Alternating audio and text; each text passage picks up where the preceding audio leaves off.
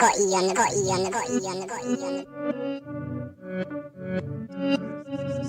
to your mind.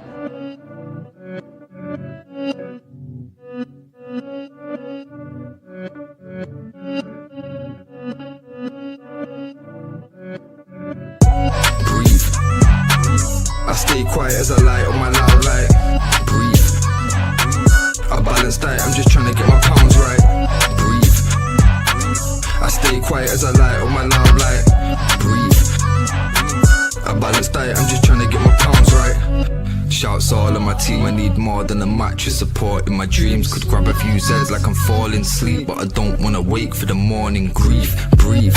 Tears drop to the form in the sea. A broke heart, but it's worn in my sleeve. Never listened, I was warned in my teens, but I still skip school, I was taught in the streets. Ring back, don't call for police. Stand tall, don't fall for the beast. Got issues with trust, so I'm born to believe. We've been a victim of love and now we're caught in it deep. Breathe. Yes, people, what's happening? Second time live today. You know, I ain't gonna lie, my head was hurting last night, you know, from this Barcelona thing that we're gonna do on Thursday, boy. Listen, I forgot they had so many bad boys, you know, and it's not gonna be easy doing you know, that all-time 11 from different eras, but these are the kind of things that we got to discuss, man. And I say I'm looking forward to it on Thursday. Make sure you guys are tuning in. Obviously, I was live today with the tier list. You know, big up to everyone coming through and interacting there. You know, it was a good one. And again, it was some surprises as well. Most notably, C Ronaldo. You know, I had him in the world-class bracket, not in the elite. You know, and I've got a few comments and people just not liking it, but I don't give a damn. You know what I mean? It's my tier list, my decisions, and that's final. But other than that, no, big up to yourselves each and every time coming through, and we got a few things to discuss. Fitz, what you saying, bro? You all good? Yeah, man, not too bad, not too bad. Been looking forward to this, to be fair.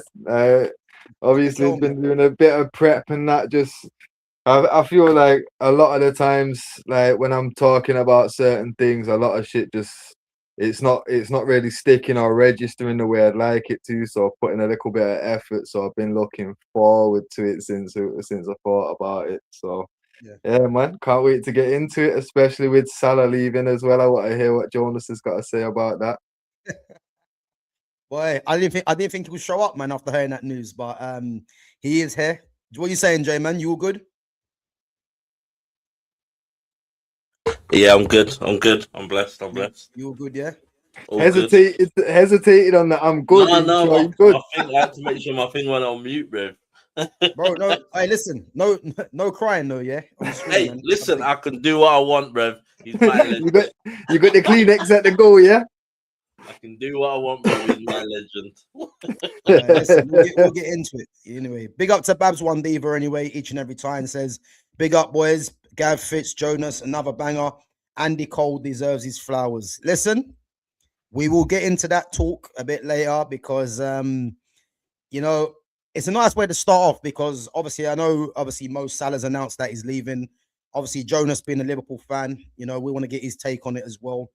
But what I would say, yeah, that list that was done the other day on Sky Sports, yeah, you know, I did touch on it today, you know, and when it mentioned forwards, yeah, and to think that there was no Eden Hazard, no Luis Suarez, you know, no Andy Cole. And yet we see the voting of Mo Salah in second place. I think it's an absolute disgrace to the game personally, you know. But listen, he is leaving Liverpool. And obviously I want to get Jonas's take on it to see what he actually thinks. Jay, when you heard the news, man, what did you think on the news? Was you surprised or was you happy? No, I'm not happy about it because I think he could do with just being put in the middle. I still think he's still got a lot to offer. I know a lot of people would be like, oh yeah, but he's not really doing it. But again, he's not 28, he's not 27. Like the man's fucking 34. Like if he's gonna play, push him into the middle. Like let him do nothing but score. Let him do nothing but sit up top. Do you know what I mean? Like, don't expect him to do more than what he's doing now. I know people go, oh, yeah, but he's not the same player he was last season and he's still fit and he's still... Listen, the man still scores goals. The man's still breaking, like he's broken records, whatever he's done. I personally still think he's got probably another good year left in him. Like I'd give him another year, but push him into the middle. Simple as. Like it's sad to see him leave, but he might as well leave while he's at the top of his game rather than him taking a dip and going wherever he's going. Do you know what I mean? It is what it is. At the top of his game. Listen, say what you want. That man's broken a lot of records. Say what you want. I got all the evidence to back it up to see who was there before him. All he's done in my eyes is tie one record, and we'll get into that later. That don't even count in my eyes. Listen, he's broken Drogba's record. He's broken certain other assist records. He's done all, and these are like top players that we're talking about.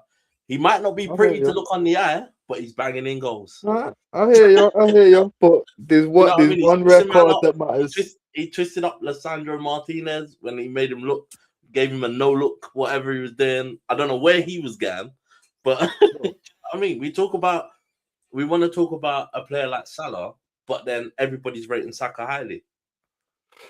Not everybody, bro. Let's get that clear. You know what I mean? Everybody, Arsenal deluded fans will tell you Saka's highly rated. Oh yeah, no, but you're not talking to an Arsenal fan, brother. You're talking to me. You get me? I'm telling you straight. But bro, I think you're forgetting to mention, man, that half the Arsenal fan base are not well, man. You know what I mean? We all know that. So them guys rating Saka, like, don't even take it seriously. You know what I mean? Because Clock Enders is very quiet these days. You know, because he got that one wrong, and I think he'll admit that as well. But yeah, listen, Mo Salah does divide opinion, innit? Yeah. There's no secret, man, that I don't rate him. You know, even when I done the tier list today, you know, it's funny because I had 4 tiers. I had good, very good, world class, and elite. And again, I put him right at the very bottom of good. You know, and there's only 3 of them that was in there. But the reason why I don't really rate Mo Salah is because it's like I predicted as soon as he lost the pace, you know, as soon as he lost the physicality, I predicted you're going to look at a very ordinary player. And that's what you're clearly seeing now, isn't it? So I think the fact that he's leaving Liverpool, you know, I reckon they're probably going to be better off because maybe for too long they've been relying on Salah to get them out of situations, you know, with a goal. And maybe they need to move in a different direction for the betterment of them because Salah, when he's been playing, it's like they're almost playing with 10 men. So again, I do think it's a positive that they are going to move him on. They're going to free up some wages as well. And the question is, are they going to bring in someone to directly replace Salah, or are they going to be bringing in someone that's going to be a bit of a different player, but might offer, you know, a bit more creativity? You know what I mean? It just depends what they're going to go for, innit? But I just think that him announcing that he's leaving now, I was a bit surprised. I thought definitely, like, come the end of the season, there'll be a decision to make. But to announce it midway, when I say midway, almost before the season's finished, is a bit odd. You know what I mean? So, but yeah, they crazy. they must know something, and he must have had a conversation to be like, look, I'm coming to now. He's been here, what, 8 seasons, 9 seasons? Yeah. Like, so it's time for him to move on and do whatever he's doing, which I have no doubt about. The man is gonna go to Saudi and probably make his money, which is fair enough. Do you know what I mean? He's done everything he can do. And I don't. Do you reckon he's definitely going Saudi? You reckon? Oh yeah, he'll be the face of Saudi. Yeah. A Muslim player going to do you know what I mean? Going to Saudi. Yeah. And you got to look at it and think, as much as people be like, oh yeah, but he is a big name in football, really, and that's how they'll look at it. Wherever he goes in Saudi, he'll get paid top dollar. Yeah. I hear it, man. I mean, as I said, it's a weird one to announce it before the season's finished, but I think it's probably been a case where, because who would have thought that Slot really would be sitting him on the bench for a lot of the games, because you don't sit a player that's your highest earner on that amount to be on the bench comfortably, you know what I mean? And personally, I think he should have been on the bench a lot more. And I think he's probably had a conversation behind closed doors to say to the board or whoever, or to Slot, You know, obviously it's run its course. You know what I mean? And the main thing for me, yeah, is I want to know who they're actually going to target to replace him, because I've always spoke of Yankuba Minte. You know, if you're looking at a Premier League player right now that plays as a left-footed player that plays on the right-hand side, I'm looking at Yankuba Minte. I'm looking at Jared Bowen. I think they're the only two that I can actually say. You know, Kudus, but obviously Kudus is out injured. If Tottenham get relegated, I mean, who are you looking at really as someone that can replace him? Do you need to replace him? That's the question. Well, That's who the would you play on question. that side then? You've got Harvey Elliott. You can come back here. You don't have to play the same way that we're playing now. And this is the thing that we're looking at. As much as it's like, oh yeah, do we then go and replace Salah? We might not need to go and replace him. You've got enough players in that squad that are good enough, and enough people that can play that similar role. In terms of, I was looking at something the other day, which was you could have the back four, two centre mids, two wide players in Verts and Szoboszlai, and then play Ekatike and Isaac up top. So do you really need to go and replace Salah? If we're looking at it that way, do we need to really go and replace him? Or is it a case of, do we then, because you got to think about it, we're not a team now that are going to press you high up the pitch. That's not the way that we're playing football. That's not how we play football now. That style of football now is now gone. Yeah. And as much as people go, oh yeah, but it's like the whole thing of now, when you look at Arsenal and people go, oh, Arsenal are boring to watch. Yes, they are boring to watch, but they're winning fucking games. As frustrating as it is, they're winning fucking games. Do you know what I mean? It's shit. All right, bro, allow that one, man. You got Mamba in the chat, man. He's gonna start getting excited with that one. But again, it's like the whole thing. During Fergie's era and Wenger's era, like Wenger was playing the better football, but he won fuck all, really. Yeah. If you like, do you know what I mean? Whereas Fergie was like, listen, I don't give a shit how you win the game, just win that fucking game. Do you know what I mean? And sometimes it's maybe that's the way we need to look at it, in terms of it doesn't need to be pretty. And yes, we can have you can have 90% possession of football. That one chance you don't take, that's the one that fucking kills the game. Do you know what I mean? So sometimes maybe it's just a case of, because technically, I think Harvey Elliott is brilliant. I just think with Salah in the team, it might not have worked for him. But again, that might be the formation that they're playing. Yeah. So it for me, it all depends on what their formation is, how they're going to set up. Because to me, I can't see them setting up the same way we've set up for the last. So what? You think they'll change their formation entirely? Yeah. I think it changes. To a what though? I think it goes. I think so. I was having a conversation with someone the other day, and it depends on if Slot stays. So this is the massive thing. So the massive discussion behind the back is John Henry is absolutely fuming, basically, which is the owner. He's absolutely fuming. Richard Hughes is wants Xabi Alonso. Yeah. Richard Hughes wants Xabi Alonso, but I can't remember who sat down. I can't remember if it's Richard Hughes or if it's someone else. Basically, whoever Slot was sat down with when they did that red table thing, and they're quite good friends. He's a massive admirer of Slot, but he's talking about going to Saudi. So if he goes, Slot gets sacked. That's it. And then Richard Hughes can bring in Xabi Alonso or whoever. But at the end of the day, it's if he stays, Slot's staying, basically. But if he goes Saudi, then Slot's gone. So it all now depends on what happens with whoever's staying and who's going. But my thing is John Henry is absolutely fuming. He's like, basically, you've got till the end of the season. So whatever happens at the end of the season, if my man goes to Saudi, Slot's gone. And Xabi Alonso will be coming in. But apparently the rumor is that there is no coming back now, whether he wins Champions League, whether he keeps Champions League or whatever else. I think he goes. But it's just if thing goes, he's gone. Yeah. But So again, as Monkey King has said, Richard Hughes says is slots guy. there So you go. do you Then. think do you think he's going to have a big say as to what happens moving forward with Slot? So if Richard Hughes goes, Hmm. which I think it is Richard Hughes that has been offered Saudi. So if Richard Yeah. Hughes goes Saudi, Yeah, then Slot's gone. John Henry won't have Slot basically. what definitely or just Definitely, he won't have him. He doesn't like what's happened basically.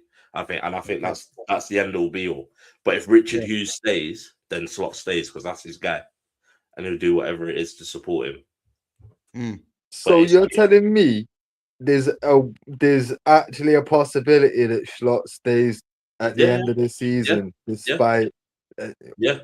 madness. If Yo, he I love wins- it. I love it. If he wins, because Richard Hughes is talking about going to Saudi, that's the conversation. yeah. But if Richard Hughes doesn't go Saudi and Slot, I don't know, doesn't win anything, then it's a case of what's next, Bro, which is Jonas, mad. if he finishes lower than Moyes did, yeah, and Usman keep him, Usman are gone. Usman are cooked. But that's what they'll do, isn't it? It all depends. I don't know. I don't know what happens. That's the conversation. So Al Hilal are looking at Richard Hughes. Yeah. That's mad. That's mad. Yeah. So what do you think is a possibility here that imagine this: Slot, Hughes, and Salah all go to Saudi? Al Hilal. Yeah. Boy, that's crazy. Yeah. That's crazy that happens. You know what I mean? Bet Slot and Salah don't go to the same fucking club though. That's what I'm about to say. That I'm about to say that. Boy, but listen, football's a weird game, man. You never know, innit? But in terms of obviously I know you because I think someone like Salah with the numbers that he's produced, you ain't really gonna get a replacement for him like that. But I mean, if you're saying that if Slot goes, because I think if Xabi Alonso comes in, Xabi Alonso is used to playing a three at the back, innit? And again, we've said that Liverpool should be playing three at the back anyway. With the players they've got, With the players they've got. I mean, who would you say is the one player that you would like to see come into the club if it obviously with Salah going? I'd quite like Diomande from from Leipzig. I'd quite like him to come in. Yeah. When you look at the way he plays and how direct, I think he'd be good. The other conversation is if Gakpo goes. Yeah. Because there's talk of Gakpo going to Atletico Madrid. Oh, serious? Yeah. There's talks of Gakpo going to Atletico Madrid. Mm. So again, if he goes, are we then replacing him? I know we've got Rio and you still got Chiesa and you still got Harvey Elliott who come back from Aston Villa. It just depends on you bring in one more winger. But again, it needs to be a direct wing because you've got Rio as a direct winger and you'll have Diomande as a direct wing because he won't be afraid to take on players. Yeah. Yeah, but again, Diamande's right-footed, isn't it? So are you going to go with the inverted, left on the right on the left? Who knows? I don't know how much Xabi Alonso will want to do that. It all depends. But the other player I'd like to see is Elise. Yeah, I know someone's put that in the chat already. Let me tell you this now. Put that to bed, man. You're not getting Elise, man. Hey, you said the same thing about Isaac. Look where we are. Bro, I'll tell you why you won't get Elise, yeah? Because you really think Elise is going to come to Anfield to not play Champions League football? No one said that we haven't got it yet. We might not have it from the end of the season. Bro, you ain't getting Champions League football. Relax with all that. We'll see. There's no way you're getting Champions League football. Not on my watch, man. Not on my watch. We'll see. I mean? We've been asked, but we'll see. Yeah. Nah, you never know what happens, innit? But I think the fact that Salah's leaving, I mean, I'm not sure if we spoke about it, yeah. But let me just find it anyway. Because I've reacted to it and it's nothing short of a disgrace, innit? And again, we are going to get into another talk, you know. that Fitz wants to discuss here. Let me see if I can find it. 1 minute. Where is it? Yeah, here we go. It's just the Skyline. The Sky list. So yeah, what do you make of this? Yeah, now this is why I can't stand Sky Sports. This is why I can't stand the pundits and what they're trying to feed a narrative to. Yeah. Now it says the best Premier League. Sorry, who is the greatest? The Premier League's greatest forward. Yeah. Now the fact that there was no Eden Hazard, Luis Suarez in there, and Andy Cole, as we mentioned, not to mention the likes of Van Nistelrooy as well. Yeah. Now they've got Erling Haaland, Dennis Bergkamp, Didier Drogba, Sergio Aguero, Harry Kane, Wayne Rooney, Ronaldo, Shearer, Salah, Henry. Now, the thing for me, yeah, where I take exception with this, yeah, there's no Robbie Fowler either, by the way, or Michael Owen. Now, to me, this is just lazy. It's lazy to think that these players have to be in there. Now, Henry had 31% in first place. Salah was second with 29%. In third place was Alan Shearer, 13%. Fourth place was Wayne Rooney with 10%. Fifth place was Ronaldo with 8%. Sixth place was Harry Kane, 4%. Seventh place was Aguero with 2%. And then joint 8th, 9th, and 10th was Drogba, Bergkamp, and Erling Haaland. Yeah.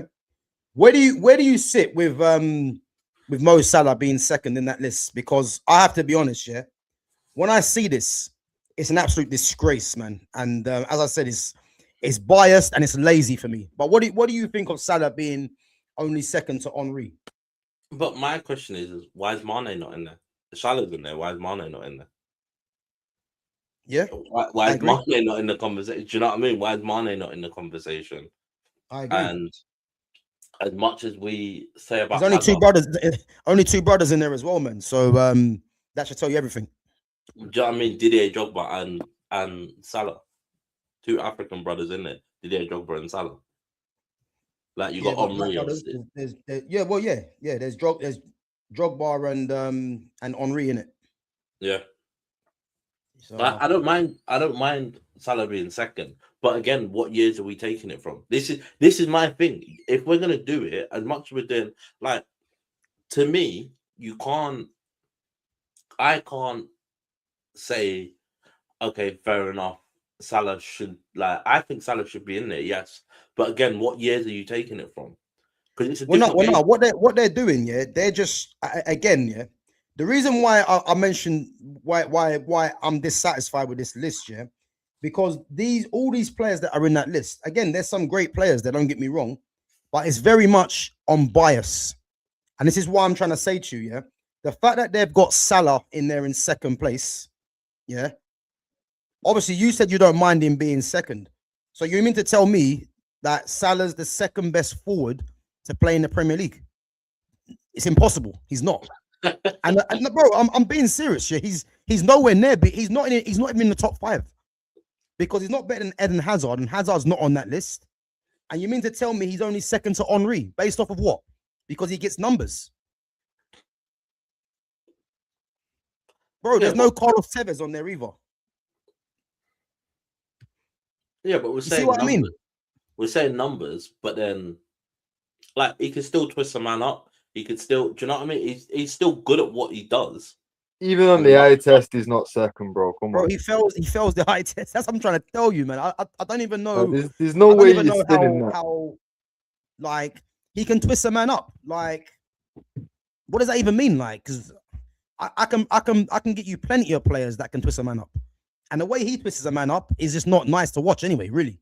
Let's face it. He's putting the ball in the back of the net. That's, as a striker, that's what he's meant to do, yeah? Put the ball in the back. As a forward player, he's supposed to put the ball in the back of the net. That's what he's doing. That's his job at the end of the day. Yeah, but do you think that's enough, yeah, to be ranked as top 10, second as the Premier League's greatest forward? Because I just don't see how people come to the conclusion that he's the Premier League's. Bro, do you know how many top forwards that have played in this league? And he's second. But what are we basing these players on? This is my next question. If they're saying, okay, there's top 10 strikers in the Premier League, what are we basing them on? Like, is it the number of outside goals? Is it his outside foot? Is it the amount of touches he's taken? Is it the amount of players he's beaten? Is it his GA? Because the thing is with Sky Sports, we don't know what they're basing it on. Because in my head, you got to look at someone like a Fowler who's scoring goals for fun. Dwight who's scoring goals for fun. Jermaine Defoe. I can't believe Jermaine Defoe's not on the list. But bro, this is what I'm trying to tell you, yeah. And when I'm seeing this list of them 10 names, yeah, it to me it just stinks of laziness. A lot of players that were in the media, because again it's forwards, yeah. And you mean to tell me, yeah, that Mo Salah's a better forward than Dennis Bergkamp?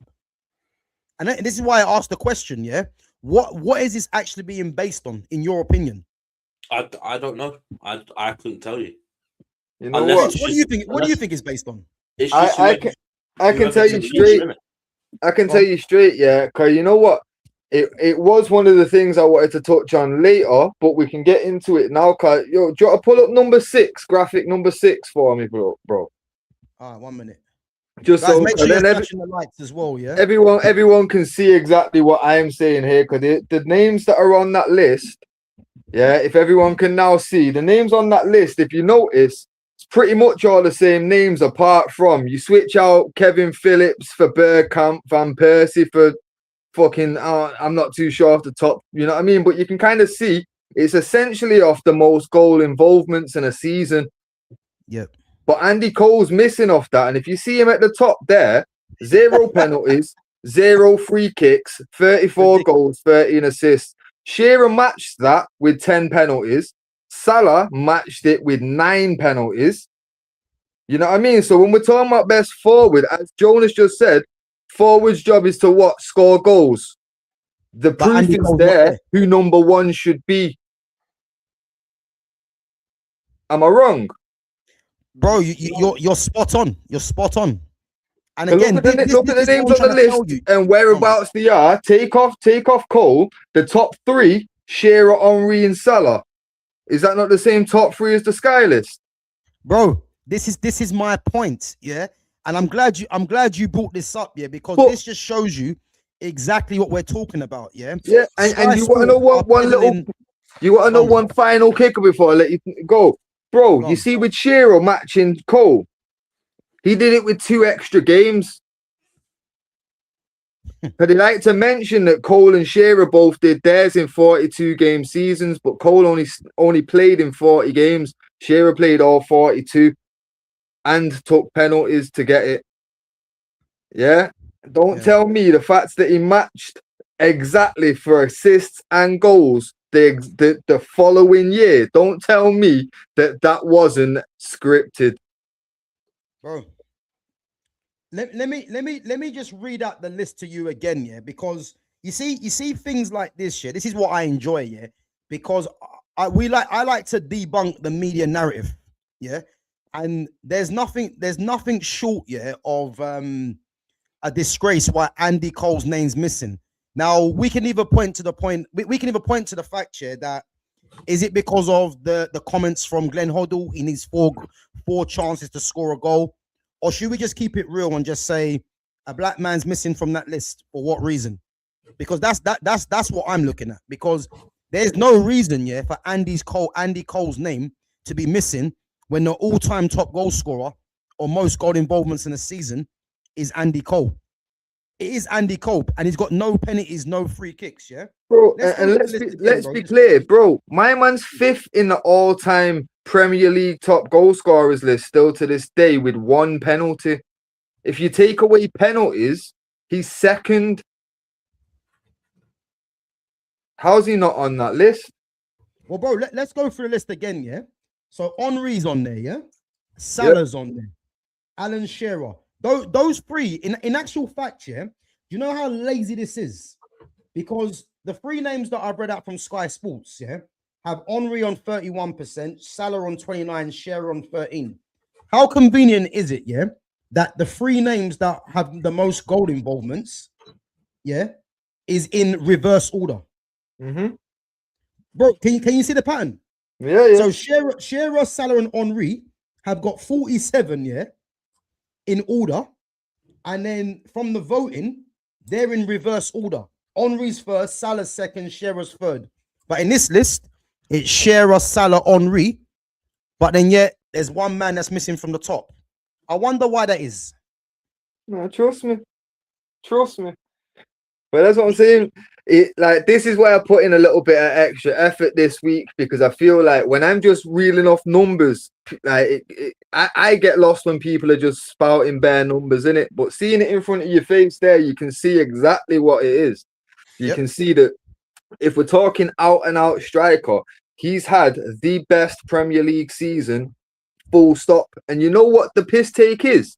That was his debut Premier League season.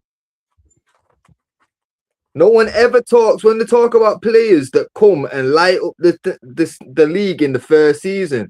When have you ever heard a comparison to Andy Cole? You haven't. Which is that not the ideal comparison, considering that's what he did in his debut? Yeah, it's a joke. Bro, look at Luis Suarez as well. Yeah, Luis Suarez, 42 goal involvements in one season, 0 pens, 0 free kicks. Yeah. He's actually, if you look at it, if you take away penalties and that, he's the closest to Andy Cole. Yeah. And both of them are missing. So the top 2 strikers in the league's history, off their own kind of record that they want to go off, are missing from that entire list. Yeah. What kind of bullshit? What's it? Can you man hear me properly? Yeah. Yeah. All right, cool. Like someone's saying in the chat that my volume's quite low. Oh no, I can hear you all right. Cool. All right. You go on, carry on. No, but yeah, like I say, if you actually take away penalties, I think it's Cole and then Suarez. But the fact is, when you take away penalties and free kicks, and the top 2 strikers in open play, which, let's be real, that's where the game is played. Yeah. You know what I mean? Like, that's where it really matters. I don't care how good of a penalty taker you are, because we don't go to penalties every fucking week. Yeah. You know what I mean? So for me, missing Suarez and Cole, for me, Suarez, we don't want the controversy of everything attached with what he did. That's why. Yeah. But with Cole, you don't. I think let's be real, he's just too dark skinned. Bro, if he what was lighter, if he was more pleasant on their eyes, he'd be in that list, bro. Bro, it's a disgrace, yeah, because what you can actually see, yeah, what's going on here, yeah, and this is why I enjoy these talks, because you know it has to be called out. You can clearly see, yeah, from that list that they've done, they've probably gone to this list that we're actually talking about right now, and they've gone down the whole list and they thought, right, okay, Kevin Phillips, we're not going to put him in there because you know, even though he did score 34 goal involvements, he played for Sunderland, yeah, so his name's not really gonna ring like that, yeah. The only other player in that list, yeah, apart from Phillips, is Van Persie. Why was Van Persie not included in that list? Why like Van Persie's had a better single season than Harry Kane. It's like they just swapped out Van Persie for Bergkamp. Just thought, now Bergkamp, fucking more of a Sky Sports guy. Yes. That's basically what they've done. Swap Van Persie for Bergkamp, leave out Phillips. But if you're going to leave out Phillips, cool, yeah. But you're leaving out the guy that is joint top with the 3 that's in order, and he's got the better record because there was no penalties or free kicks.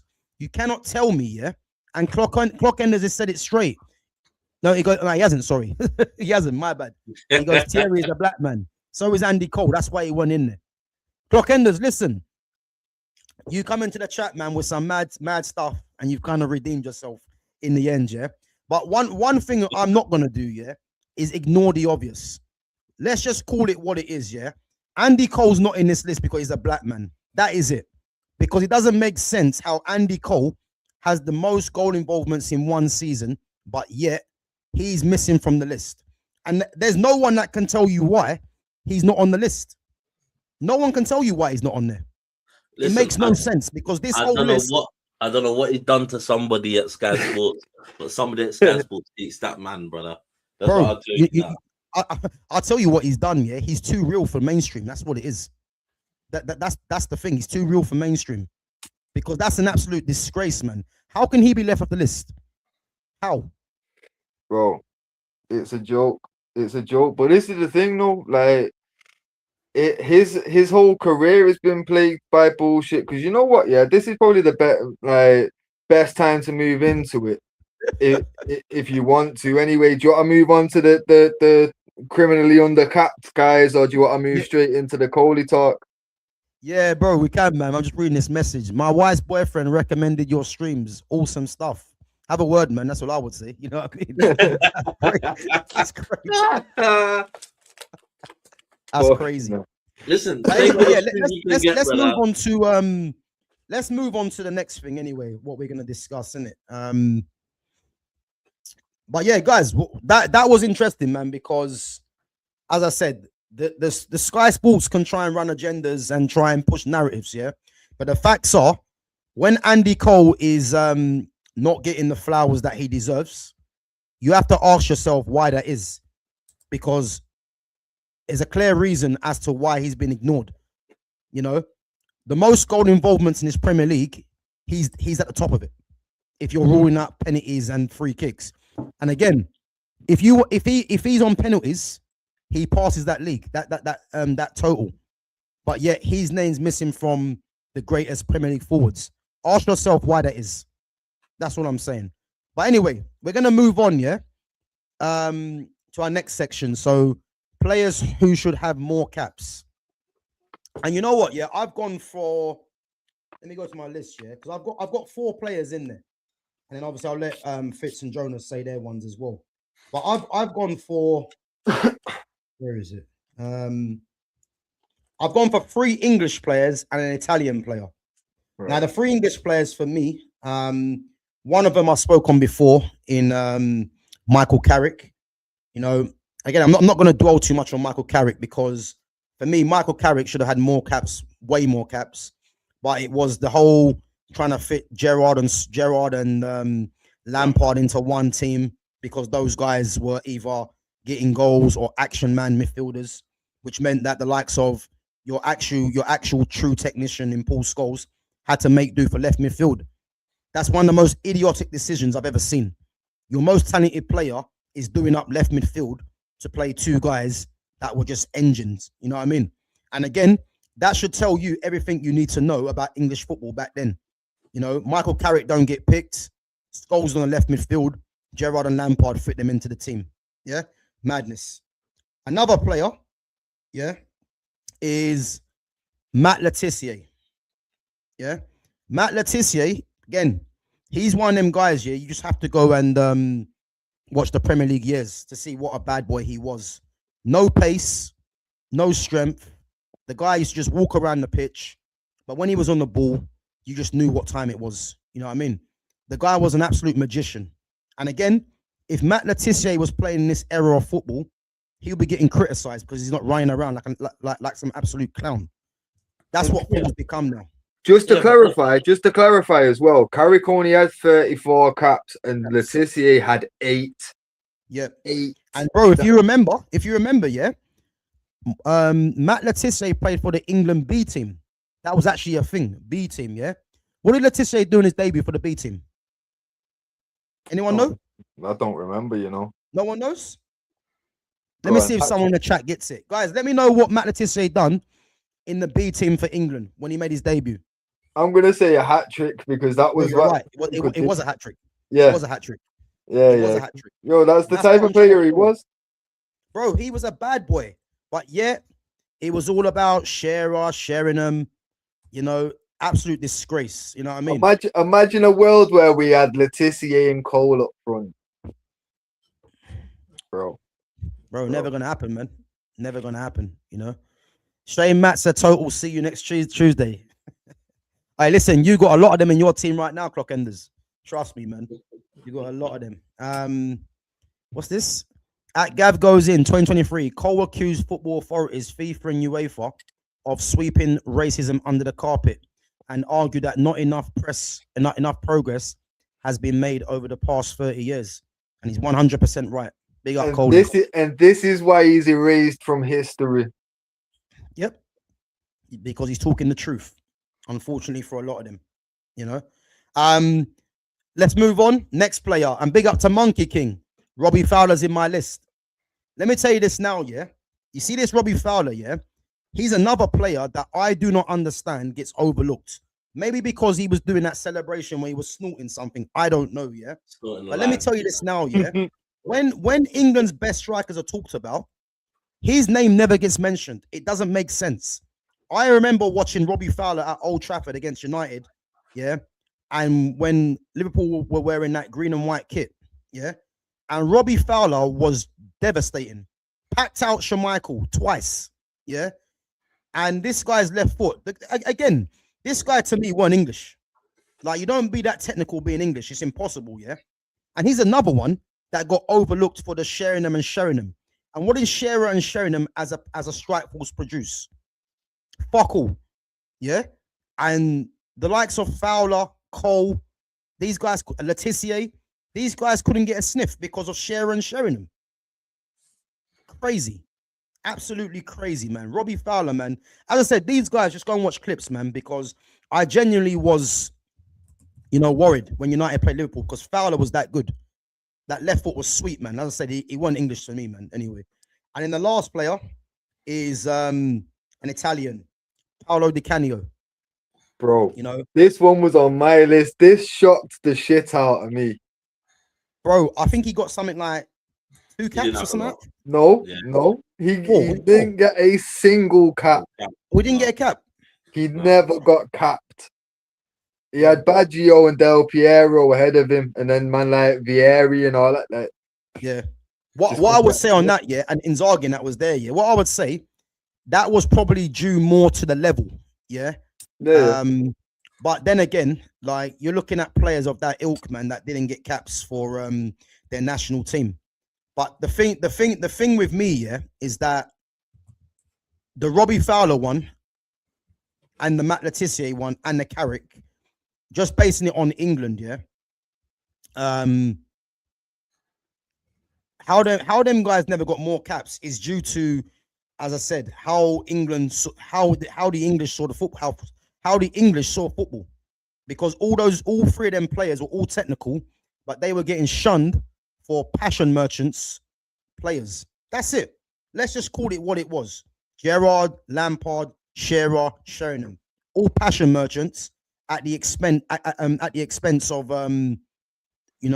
Letitia, Fowler, Carrick.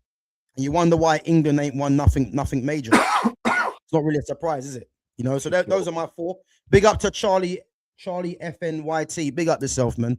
Big up. Jay, what's your 4 before we go into Fitz? What about caps or players that should have been capped more? Yeah. I'm not gonna lie. Staying with the Italy theme, how did Balotelli not get more caps, bro? How did Balotelli not get more caps, bro? People disrespect Balotelli like he was dog shit. The kid was fucking brilliant. Bro, it's the same thing with Andy Coleman. That's why. Yeah. It's the same reason he had to leave Italy, innit? Because he was getting abuse, bro. Like in Italy, it's different, bro. Like them man are savage with it. Like fucking absolute brilliant player. I just don't understand how he didn't get cut more for Italy. You know what? Just quickly, what I'll say about Balotelli, yeah, is that I don't think enough people take this into consideration. Yeah, look at Balotelli. He's in a country in Italy, yeah, where we know racism is rife there. He's had to deal with all that from a young age. You know what? Ghanaian born, deal with that from a young age.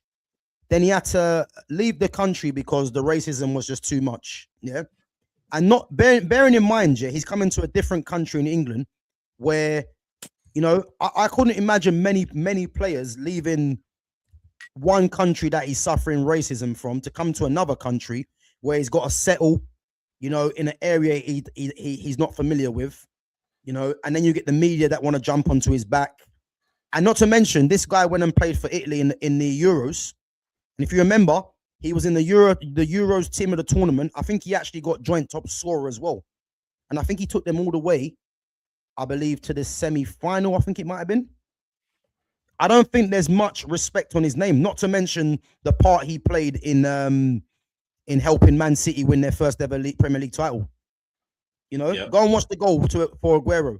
That was Balotelli. but no one wants to talk about it. All they want to talk about is the fireworks and the attitude, the hairstyle, just like with a lot of other players. You see what I mean? Yeah. No, that's a good one, bro. That's a good one. That one. And do you know who I'm surprised you man haven't mentioned?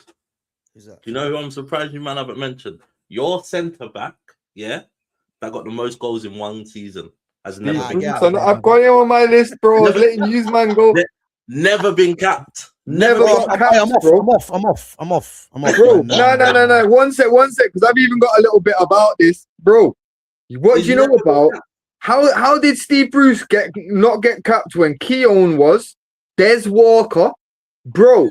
They even played. Wait for Gav to get back. Gav, hear the disrespect, bro. Bro, they started Des Walker, Martin Keown, Tony Adams. One sec. They even played Carlton Palmer at centre back before giving Brucey a cap. Nah, no way. So show me the proof. Carlton Palmer. He shagged someone's wife, bro. I'm telling you. Brucey shagged someone's wife. I'm telling you. Bro, Carlton Palmer weren't there, man. Show me the proof. I'm not having that. Bro, I'm telling you, you know what? I will find the fucking the match graphic for you. It caused controversy, innit? You can Google that shit, bro. It'll tell you all about it. It caused controversy amongst fan base, innit? Because people were already talking.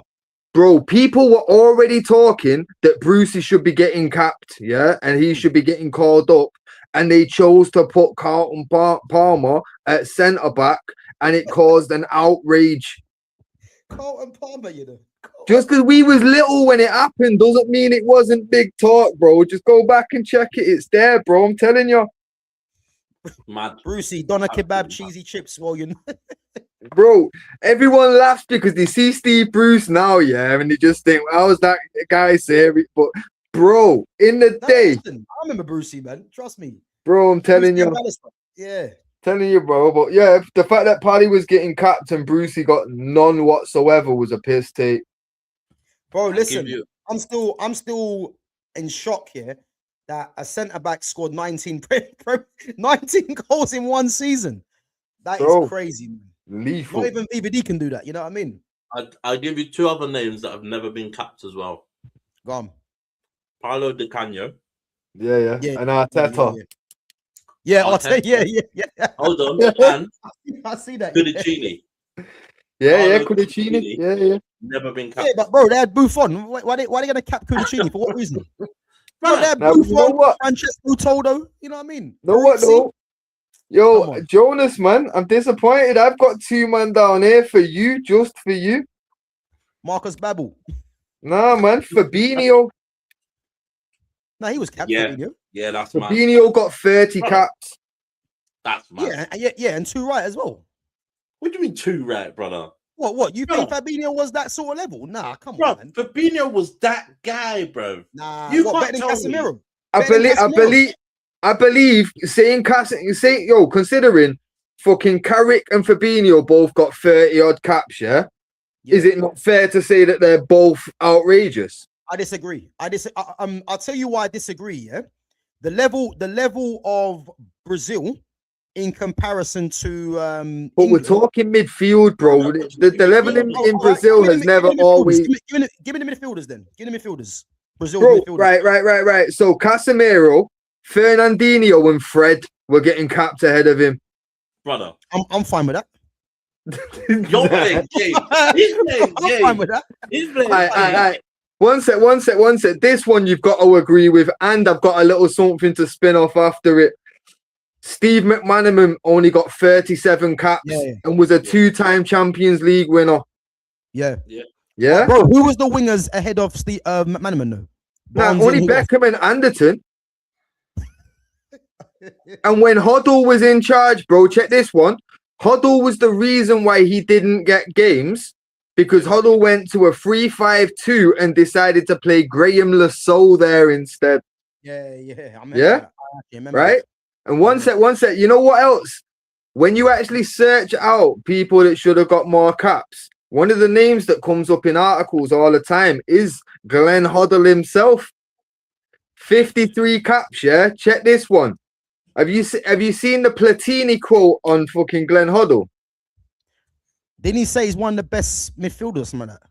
So, along those lines, but one sec. Tell me where you heard something similar to this quote before.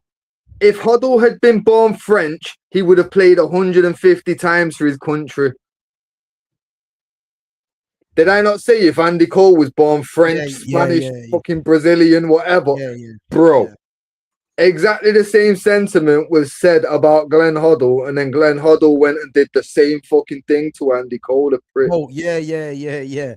The irony of that is fucking, bro, it makes me sick. Again, though, yeah. Who was ahead of Glenn Hoddle in the England squad? Was it Gascoigne? No. So check now. Robbo, which is a fair enough shout, but then Ray Wilkins and Peter Reid, bro, because they wanted a grittier midfield, bro. They didn't want that flair. Hey, so that's what I was gonna get into now. Yeah, it doesn't surprise me Hoddle didn't get much game time because this goes back here to the perception of what English football is. They're not gonna play a silky number 10 because they look at them as a liability. So you got man like Peter Reid and who's the other guy? Ray Wilkins running around in midfield, just putting in tackles. That's what the country was about. So when we're seeing the likes of Matt Letizia not playing and players like that, Michael Carrick, but would you not have thought? It's not by surprise. You know what I mean? Would you not have thought a player that was held back from his international career because of the type of player he was would have afforded the opportunity to a Letizia and a Cole and that? Cadiz, man, he should have seen something of himself, at least Letizia. Yeah, but you bro, know what I mean? I'll put it to you like this now, yeah? I'll put it to you like this, yeah? Glenn Hoddle would have thought to himself, well, if I'm not getting many caps, then I'm sorry, but Letizia can't be the one to get caps at my expense, yeah? He could have thought it like that. And the Andy Cole one, how do we know he didn't take the side of Teddy Sheringham? No, I hear it. See what I mean? I hear it. And considering we just mentioned the man himself, 15 caps. Gav, let's get into these graphics, bro. Because let me go through this comment quickly. I'm not saying Walcott deserved more caps, but he sent England to the World Cup with his hat trick and didn't even get on that plane at the time. I thought it was harsh. Yeah, to be fair, man. Yeah, listen, Walcott was to be fair, Walcott was a good finisher and he had pace, but the very fact that the likes of Walcott, Gary Balon D'or, all these pace merchants that are crap, were getting game time just shows you where English football was at the time. You see what I mean? Big up to Christopher McGrath as well. Big up yourself. But yeah, Fitz, listen, let's get into it anyway. Yeah, so what one do you want? The first one, yeah? Image one, and we'll just go through in order from here, innit? So you see, Andy Cole, obviously, I'm going from the season because obviously we had an international tournament in 1994, and considering the 93 to 94 season was his standout, the best that the league's ever seen, he should have really gone to the tournament, innit? But we'll get into that in a sec. But in total, after that, my man only got 15 caps. And we're looking at the space between where the first and last tournament Andy Cole could have gone to. Yeah, and we're seeing the caps that players got during that time. So just between 94 to 2002, they're the caps that were given to players that were taken as forwards. So Paul Merson in the mid-90s was taken as a forward option, and he got 8 caps from 94 to 98. Vassell in 2002 got 8 caps, but those 8 caps could have gone to Cole if he'd have gone to that fucking tournament. You know what I mean? Peter Beardsley, his strike partner during his standout season at Newcastle in 93-94, between 94 and 96, nearly equaled the same caps that Cole got in his whole career. In 2 years, he nearly equaled what Andy Cole got. And bear in mind, that's off the back of Andy Cole's best season. That's outrageous. Les Ferdinand, within 4 years, had been capped more times than Cole did out of his whole fucking career. That's a disgrace, by the way. That is a disgrace. How was Les Ferdinand getting more caps than Andy Cole? Foot knows. Because he's better in the air? bro. I have no idea. I've got a theory because bear in mind, certain players like seem to get given the blight almost by the media, and they don't get targeted half as much, and they're almost like look at Heskey. Heskey's always been kind of seen as laughed at as like a donkey. Yep. You know what I mean? He was crucial for Michael Owen. Remember? But this is the thing, though. They need someone that's shit for the other striker that they want to stand out in it. So for me, the theory is Heskey was taken for Owen to look good. For me, everyone knows that. You know what I mean? Yeah, Les Ferdinand was there for Shearer to look good. Let's be clear. If they took Andy Cole, people would have been saying Shearer needs to hit that bench more often. Yep. You get me? Ian Wright got more caps at 21 within the space of 4 years over Andy Cole's 8. Heskey, within 94 to 2000, got 26 caps when Andy Cole only got 15. That's a piss take. Robbie Fowler, criminally low. I'm not gonna lie. I'm not gonna having the same roundabout as Cole. I'm not gonna knock him. That's criminally low. You get me? Michael Owen, not gonna knock it. He was a standout young talent. But here's where we get to fucking what was going on in the FA's fucking back room, because Teddy Sheringham and Alan Shearer having a combined 100+ caps between them is a fucking joke. Like, what? Can anyone explain that to me? Anyone in the chat or Jonas, Gav, any fucking reasoning behind? There is no explanation, bro. I'll tell you what it was. Yeah, it's very clear to me that they wanted to have a white strike force. It's just that simple. Let's just call it what it is. They don't want to see Andy Cole in the front line. Of course not. Bro. When Andy Cole's got the top goal scorer, most goal involvements, there should be no question, if we're looking at it for numbers, why he's not figuring regularly. Exactly. But here's we know what it is, bro. Here's the biggest piss take. If we flick onto the next one now, yeah. We're gonna look at the strikers that went to each tournament. So okay, everyone see that now, yeah? Yeah.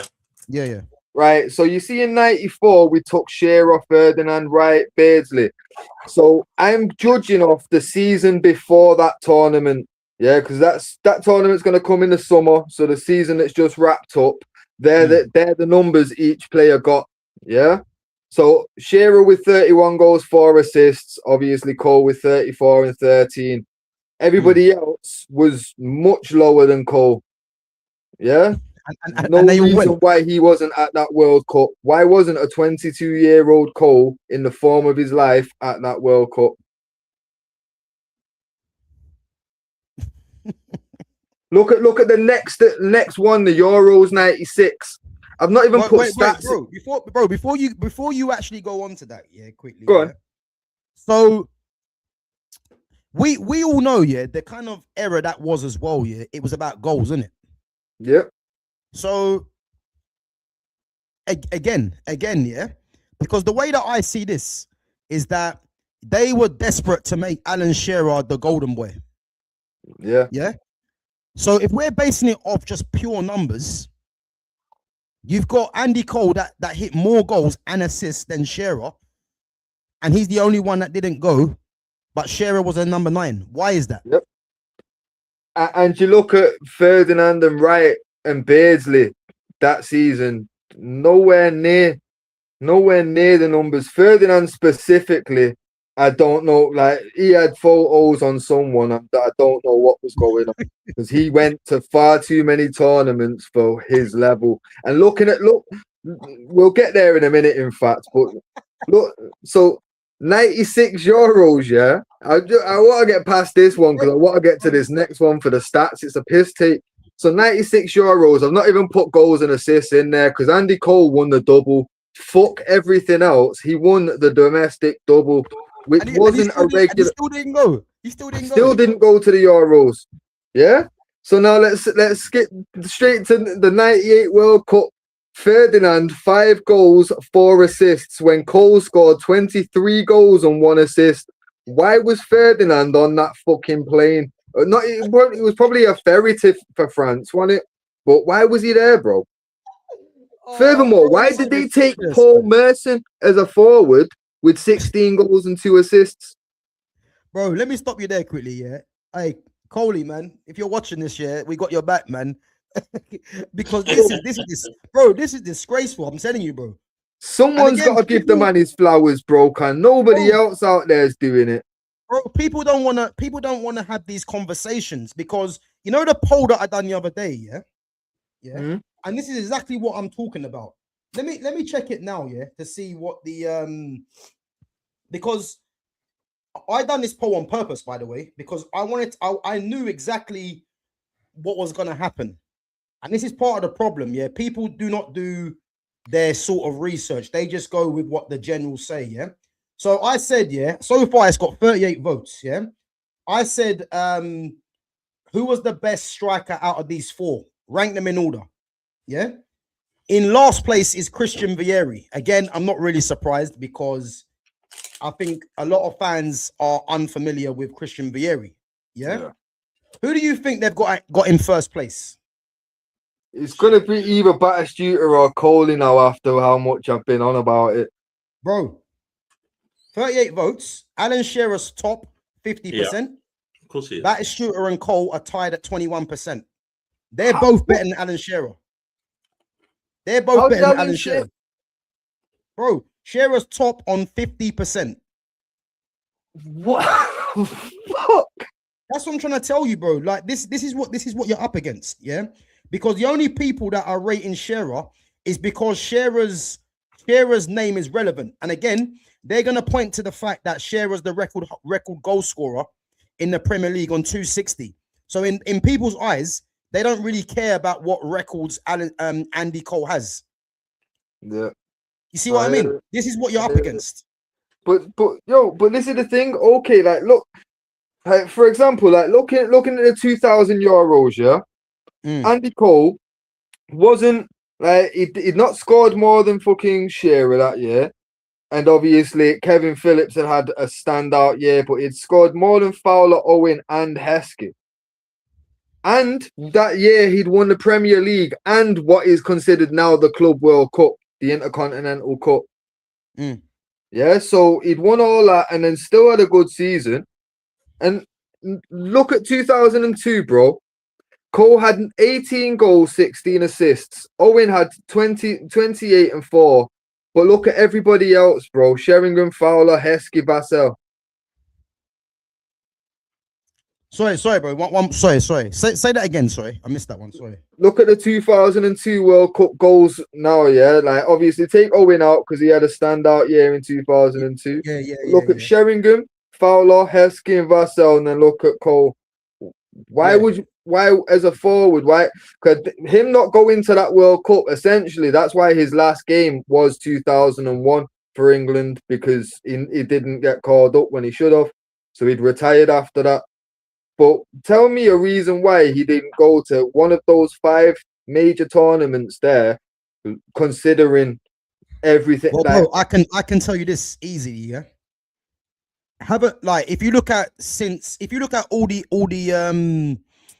the competitions, yeah, bar the 2002 World Cup, whose name is not there? Sure. Yeah. What do you mean? So if you check the pattern, yeah. So because every year, if you look at for England, yeah, it was either gonna be Shearer or Cole. Now Andy Cole was always up against it for reasons that we know why, yeah. If you look at the pattern, yeah, up until the 2002 World Cup, there's one person's name that's not there. Alan Shearer, yeah? But the reason I mention that, yeah, is because who was the guy that took over from Alan Shearer? Michael Owen, innit? There you go. Yeah. So basically, what I'm trying to say is there's a clear wonder boy every year. Yeah, there's a clear wonder boy every single year.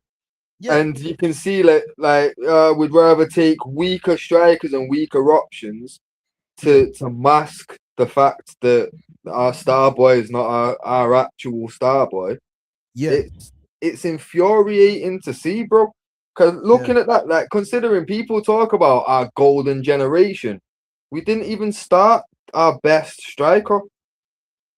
Yeah. You know what I mean? Like people talk about, because I seen Lumi tried to comment about one goal against Albania. Yeah, because out of his 15 caps, he started 7 off the bench. What are we talking about? And 2 that he started, he got subbed off. Yeah. You know what I mean? Like, this man was never even given a chance. It's an absolute joke. And you know what? Yeah, for people that are thinking, oh well, you can manipulate stats, whatever. All right, cool. Gav, let's move on now. Yeah, and let's just have a look at what this guy's stats actually are in it, and let's actually like weigh up. Am I talking shit, or is Andy Cole really the main article? Bro, this one I see, yeah, I couldn't actually believe this. The top 2. I couldn't actually believe. Bro, I beg you read through this, because I'm just gonna mute it set while I go and make a quick drink in it. But I beg you just read through this one for me. Guys, listen, Andy Cole, first and foremost, yeah, he doesn't get the respect that he deserves. And I remember when, you know, we was doing our all-time Premier League greatest 11, yeah.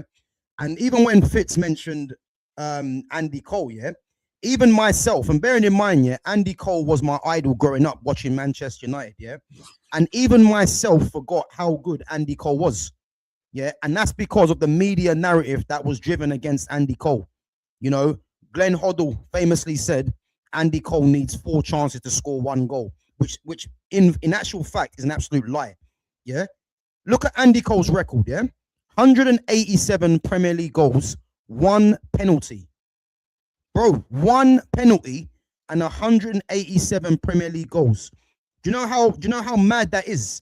Because you check all the top scorers in the Premier League, they were all penalty takers. Even the list, yeah, that I brought up to you guys earlier, yeah. Look at the list of players that I brought up to you earlier.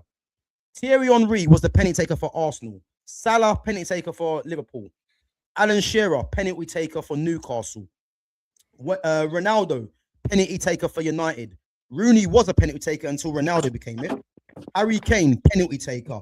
Aguero, penalty taker. Drogba wasn't, to be fair, but Lampard was. Neither was Bergkamp. Erling Haaland, penalty taker. So again, when you think that this guy's got 187 Premier League goals with 1 penalty, and you think to yourself that he's got the most goal involvements after taking 0 penalties and 0 free kicks, you can't tell me there's an agenda to not give Andy Cole his flowers. It's just blatantly obvious. Yeah. And 440. Go on. Quick, just a quick one. Thierry Henry as well used to take a lot of free kicks. People overlook that one a lot as well.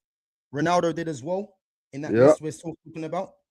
Andy Cole, 414 Premier League games, 24 offsides. Do you know how ridiculous that is? Bro, I'll say it again, yeah. 414 Premier League games, and he was only offside 24 times. I mean, bro, he's not even, bro, he's not even reached 50 offsides. But that's the thing, bro. We didn't even reach 25. What we talking about? He didn't even reach half that. But that's the thing, though, bro. That's how quick he was. People overlook like his attributes because, like, a lot of the clips that they do see, he's just finishing. But if you actually like watch his movement, like I like to go back and watch whole games. I've said it before. I constantly go back and watch that semi-final in Turin, the Juve one in '99, innit? Yeah. Bro, the speed of Andy Cole, ridiculous. Every game apart from the final. The final, everyone had a tough game, but every game building up to that, he was the guy for us in the Champions League. Ridiculous, bro. Ridiculous. 5 Premier League hat-tricks. He won the league's top goal scorer once. He equaled the golden shoe, 93-94 with Ali McCoist. And if you remember, Ali McCoist actually got awarded it, which made no sense because Ali McCoist was playing for Rangers in Scotland, which has a weaker league. So the coefficient should have given it to Andy Cole. Why didn't that happen? If that was Alan Shearer, who they giving it to? Exactly. Right. 5 times Premier League champion, Champions League champion, UCL champion, 18 UCL goals, Man United Champions League all-time top scorer. Bro, even that one, I didn't even know. Yeah, when he left, he was our all-time top goal scorer. 22 goals non-Premier League. 2 times FA Cup winner, 15 goals in the FA Cup. League Cup winner, 16 goals in the League Cup. Andy Cole, guys. Fitz, there's one for you, bro. Go on. On the screen, go on. One sec. Yeah. We just touched on that. Obviously, like I said, 7 of those appearances were off the bench. So how many minutes was he actually given? And another 2 that he started, he got subbed off. Trust me, mate, I've done all my research for this. Like, I'll argue this today. The Carl's going, wait, yo, if you've been triggered so far, bro, whoever, I can't remember the name now, whoever that was, if you triggered so far, wait until the next card. You're really going to hate me. So look, Michael Owen and Shearer was strong completion for England. They was always going to get picked. Yeah, you have to ask yourself why that was. Because when they're picking Owen and Shearer, yeah, you wouldn't have even minded if both of them would have won a trophy for England. They won nothing together, and that was to the expense of Andy Cole. But again, go and check Andy Cole's record. I'm gonna put it back up again just so people are aware, yeah. Because going back to this, the World Cup, the Euros, the 98 World Cup, 2000 and 2002, yeah. If we're picking it basically on goals, yeah, Andy Cole hit 34 goals, 13 assists. He bettered the number 1 striker that England tried to look at, Alan Shearer. He bettered him. There's no argument. If you want to go to the 96 Euros, Cole won a Premier League and an FA Cup. There's no need to include the numbers. Yeah. Big up to Lumi Rain as well. Lumi, there's one for you. Yeah. The World Cup, guys. Yeah. Andy Cole hit 23 goals and 1 assist before the 98 World Cup. Alan Shearer, who was the golden boy, hit 7 goals. And so they'll hit 7 goals. Yeah, they'll argue that he had an injury as well, Shearer, which he did. But let's be clear, fucking what is it now? That I think it was the 2000 season. Cole had an injury as well, but still managed 22. Andy goal one. She's taking the piss. Yo, but this is what I'm saying, Lumi. I'm here for this. Cool, but this is what I'm saying. Look, he out of the 15 games, 7 he came on as a sub. 2 of the games that he started, he went off as a sub. So how many minutes was this guy actually afforded in an England shirt on a pitch? Yeah, but bro, let's put that to the side, yeah, because we all know, yeah, Andy Cole didn't get half as many appearances as he should do, yeah, and we all know why that was. Let's put that to the side, yeah. I'm more interested in in what I've got on the screen right now, yeah, because it would be a different conversation if leading up to the competitions, yeah, if Andy Cole wasn't really getting goals because he'll have no leg to stand on, yeah. But when you look at the World Cup, the 96 Euros, the 98 World Cup, yeah, and you look at the 2000 Euros, he has consistently been one of the top scorers, yeah. Obviously, the 2000 Euros, yeah. Obviously, Kevin Phillips had a freak season. He got 30 goals, 4 assists. Shearer got 24 goals, 7 assists, yeah. But Cole won a Premier League and an Intercontinental Cup as well as the goals, yeah. And then you look at the 2002 World Cup when obviously there was no more Alan Shearer. He still managed to get 18 goals before the 2002 World Cup and was only surpassed by Michael Owen, yeah. So you can clearly see consistently Andy Cole's hitting serious numbers, but yet he doesn't get called up to not one of them 5 tournaments. Why is that? And you know what the absolute like insult to injury part of it is? When you actually deep it, you see that between 94 and 2002, the 2 star boys, Michael Owen and Alan Shearer, had 1 Premier League title between them, while Andy Cole accumulated 5 and the Champions League. and was United's top goal scorer in the Champions League. Bro, I don't care what any argument is. Anyone at this point that's coming with them kind of comments, I know Lumi's trolling. She wants to rage bait, innit? So that's what I know that this is at this point, because with all this stats, this is why I've done it, because I know for a fact now no one can say anything, and if anyone does, I just know, right, you're a troll now. No, I'll deal with it accordingly, you know what I mean? But nah, man, it's all there for people to see, and obviously, right. Let's go on to number 4, innit? Yeah. Move on to number 4 now. Cause this is where it's records now. Cause people like to talk about records, innit? So most open play goals in a season. Yeah. And you know what, Fitz? You know what? Big up to yourself, bro, because you've done the research here, and you see things like this need to be spoken about, because the praise that Andy Cole doesn't get, man, is just not spoken on. So let's go through this, yeah. Most open play goals in a Premier League season, 34. So the guy that wasn't included in Sky Sports' top 10 forwards has the most goals from open play in a Premier League season. Yep. 34, yeah. Second most goals in a Premier League season. Scratch that. Who? No, he's got the most, hasn't he? I swear he has. No, well, from open play he has, but Haaland's got 36 in a season. But during that, if you go back to the other, well, I'll just jump back to it quickly for you. Haaland scored how many penalties? 7 penalties. So realistically, he scored 29 goals. Yeah, you know what I mean? Cause I'm not here for penalties. But like I say, statistically, the record is Erling Haaland holds it because he's got them 7 penalties. But that's why he's got the most open play goals in a season, second most goals in a season. Obviously, question then. If a striker's through on goal, and he gets tackled last minute, but he's due to score that goal, can we not count that penalty as a goal because he would have rounded the keeper? Well, here's the thing: if we're gonna go through every penalty that striker's scored and see the build up to it, I'd be willing to do that, but that's gonna be a lot of time and where we're gonna have that footage. Yeah, but for me, for the joke I'm not counting it when the strikers like I say, Andy Cole, who would have been through on goal. It would have been a goal, but when he's gone down, Dennis Irwin or Eric Cantona took that.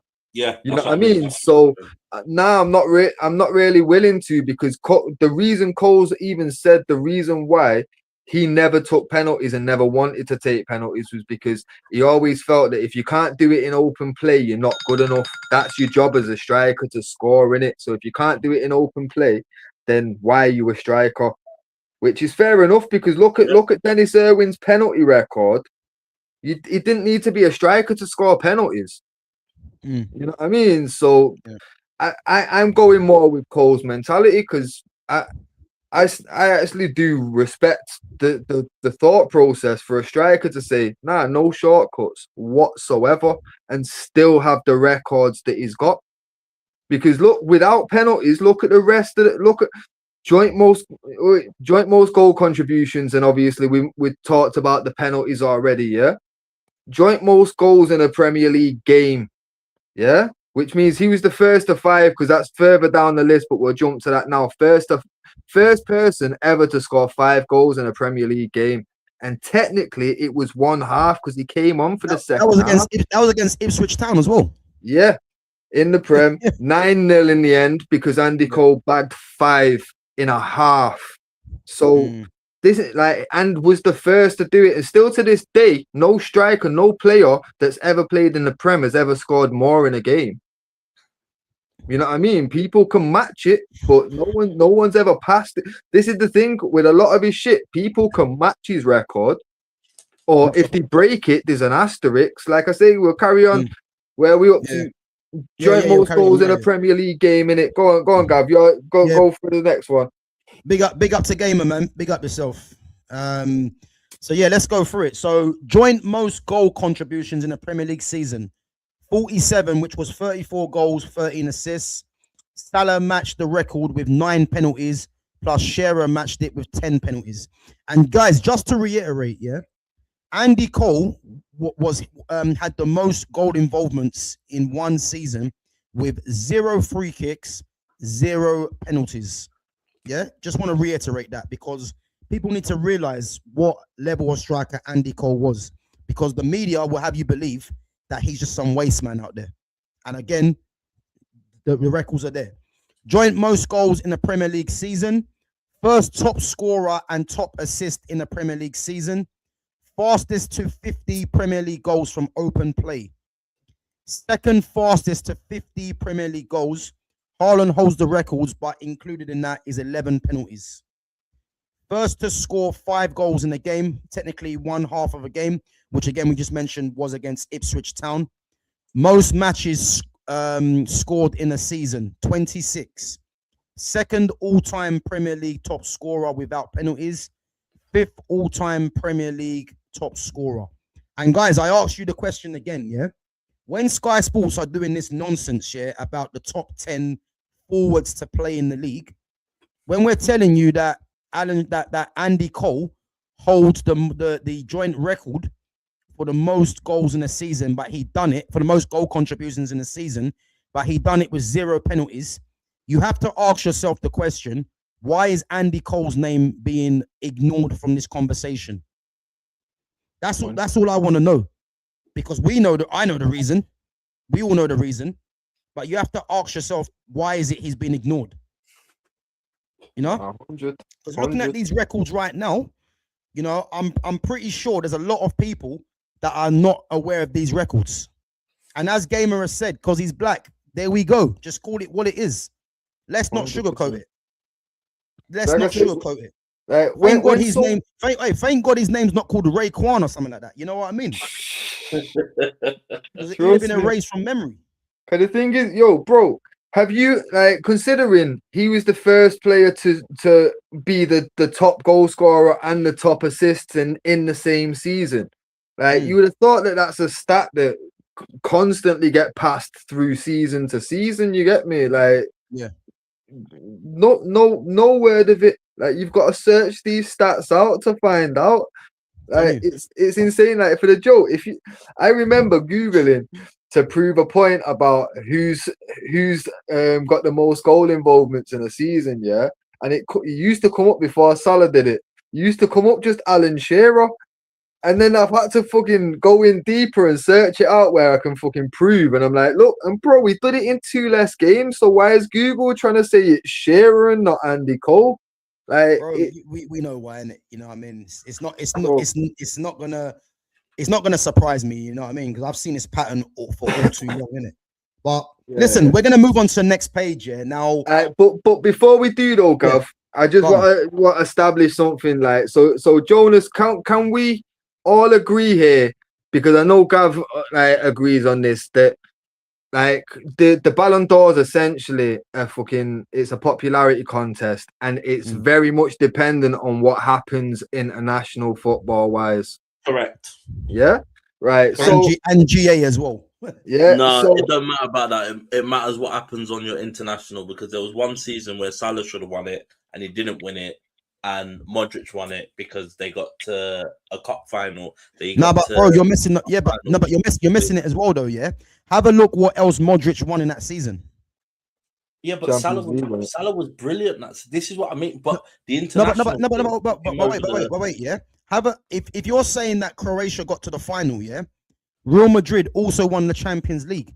So how the Balon d'Or is done, yeah, is whoever scores the most goal, who has the best GA, and who wins the Champions League, and in the World Cup plays a factor. Because look at Ousmane Dembele, yeah, who just recently won it. What did Dembele win, and what was his GA like? He won Champions League. He had very good GA, and not to mention PSG won League R as well. Salah in that season, I believe, only had good GA. You see what I mean? Despite better goals, having better goals and assists than Modric. Yeah, so this was mainly due to the fact that Luka Modric had a thing that a World Cup. Let me just go through the chat, yeah, while you're looking at, yeah. Yeah. Ever full England team, they have to play half black and half white, so there's no bad press. This is nonsense. Nah, listen, it's not even about that, Rob James, yeah. It's just about there's a reason why Andy Cole was overlooked. And then when you look at the records, yeah, you have to ask yourself why that is. And reading between the lines, it's obvious what's going on. Lumi Rain says 68 goals in 84 games for Newcastle was wild. So why he's not a legend there like Shearer? Exactly. Lumi, there you go. There you go. Exactly. There you go. So there you go. Go on. He captained. So he won Champions League with Real Madrid. He got 4 goals and 12 assists in 59 games. Yes. But again, Jonas, yeah. You see how the Balon d'Ors works, yeah. This is why Messi and Ronaldo dominated it for so long, because Messi and Ronaldo were playing for 2 of the biggest teams in the world. They were either winning La Ligas or Champions League. Not to mention, they had PR that was some of the best PR the game's ever seen. Yeah, until Jude Bellingham and Saka have overtaken it, and Bruno Fernandes, etc. Yeah, and then not to mention, those guys were scoring the most goals out of everyone. So this is why Messi and Ronaldo were juggling it between both of them. The reason Neymar didn't win it is because you can't talk about Neymar's ability, because his ability is up there with anyone, and Neymar was getting numbers.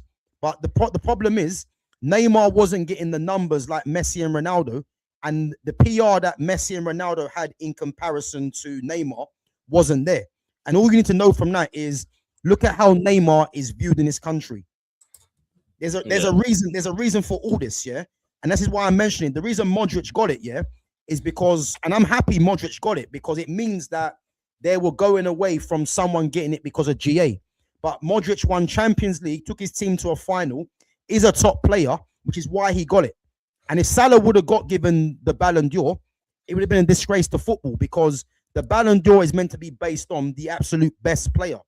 And numbers should never be a sign of you getting the Balon d'Or. I fully agree that Modric should be on the Balon d'Or list before Salah should. But at the same time, I will fully admit that obviously him winning the Champions League with Real Madrid, let's be real, there was probably 5 names that the Balon d'Or people were thinking, go to any of these, let's just see what happens at the World Cup. Who does best at the World Cup will kind of decide which Real player is going to get this, because they've always had that kind of squad. You know what I mean? So for me, Salah had set the record that season. So he had got 32 goals in a 38-game season. He had 44 goals and 14 assists. He was a key factor in Liverpool getting to that final. Fair enough, they lost the final. We were dog shit. Yeah. I'll happily admit that. But again, when you look at, I know it's not a numbers game, but when you look at it, Real Madrid were always going to get. Real Madrid were fucking brilliant that season. Yeah. And I get it. Yeah, bro, what I'm explaining to you, yeah, as I said, if you look at the Messi and Ronaldo combination of why they were winning Balon d'Ors, is because they were fitting everything that needed to win the Balon d'Or in terms of trophies and goals and PR. Yeah. Although Salah did have good numbers, yeah. If you got good numbers but you're not winning nothing, it means nothing really. That's just the basis of it. You know, and this is why I'm saying to you, when there was talk about the Balon d'Or, I specifically said, yeah, I could tell who was going to win it. I consistently said the top 2 are going to be Dembele and Yamal. And the reason for that is because Yamal, for what he done for Spain in the Euros, and he's the new star coming through. But Dembele was always going to win it. The only player that could have troubled Dembele in winning the Balon d'Or, and again, it wouldn't have been right anyway, was Rafinha. Because Rafinha had serious numbers. Barcelona won La Liga, but Dembele won Champions League. Because it would have been interesting to see, yeah, if Barcelona would have won the Champions League, then it would have been given to either Yamal or to Rafinha. Now, the way that the Balon d'Or works, you would have expected it to go to Rafinha, because Rafinha had better numbers than Yamal. That's how it works, bro. But the Modric one was different because we all know Modric is a top player anyway. But Modric won Champions League, and he got his team Croatia to the final. So, which is why he was in there, even though he had average numbers or poor numbers. No, but Gav, say no, yeah. Say for example, if Barcelona win the Champions League, and then Rafinha ends up meeting Yamal in the final of the World Cup. Yeah? Whoever wins that World Cup gets that Balon d'Or. No. Yeah, I agree. You get me? That's what my point is about how international football influences the Balon d'Or. Let me stop you there quickly though. Yeah. So when you're mentioning Rafinha and you're mentioning Yamal, the reason why it will come down to Yamal or Rafinha, even though Rafinha had better numbers, you have to capitalize on what a star Yamal is. Yeah. Because if Yamal was just any player and he made it to the final against Rafinha would get the nod because he's got the better numbers. You see what I mean? But that's what I'm saying. That's where the popularity contest aspect comes in as well. So it is popularity as well as who does what in internationally and in the Champions League, essentially, innit? So obviously for me, we're going to exclude international because obviously Glenn Hoddle was a dickhead and R9 actually got an opportunity. But let's move on to this next one now, because I just want to compare at club level R9 with Andy Cole. And people are going to laugh, but their best seasons, whilst Gav's getting that up, Andy Cole's best season, as we know, 47 goal involvements, fucking 34 goals, 13 assists, no penalties, R9's best season was the 96-97 season at Barca. 44 goal. Huh? No, go on, carry on. Yeah. No, I was just going to say 44 goal involvements, 34 goals, 10 assists, but 4 of them were penalties. Yeah, so technically he had less assists and less open play goals. A less impressive season, you could say, considering Andy Cole did it at Newcastle when Newcastle were not competing for the league. And obviously Barcelona were Barcelona in 1996-97 in what was considered a much weaker league compared to the Premier League, because it was always Italy top tier back then, but we'd consider ourselves a stronger league with more competitive teams than Spain did. So and you know what, just before I put this up on the screen, just so I don't forget, R9 is my favorite ever striker. Like, I've said this multiple times. There ain't a striker that comes close to R9 for me. There's obviously Benzema, who emulated his game on him. Adriano for me could have, even equaled him or surpassed him in my opinion. But when Fitz mentioned about Cole being on R9's level, I ain't gonna lie, I laughed. I was actually mocking it. Let me tell you now, I'm taking that back because it's purely because of what the media have made it seem that Andy Cole is any guy. But I'm going to go to the next screen now, and you'll just see the comparison between R9 and Cole. Again, Andy Cole's R9's my guy. There ain't going to be a better striker than him for me. But you have to give respect to Andy Cole, So, Fitz, go on. You want to take it away?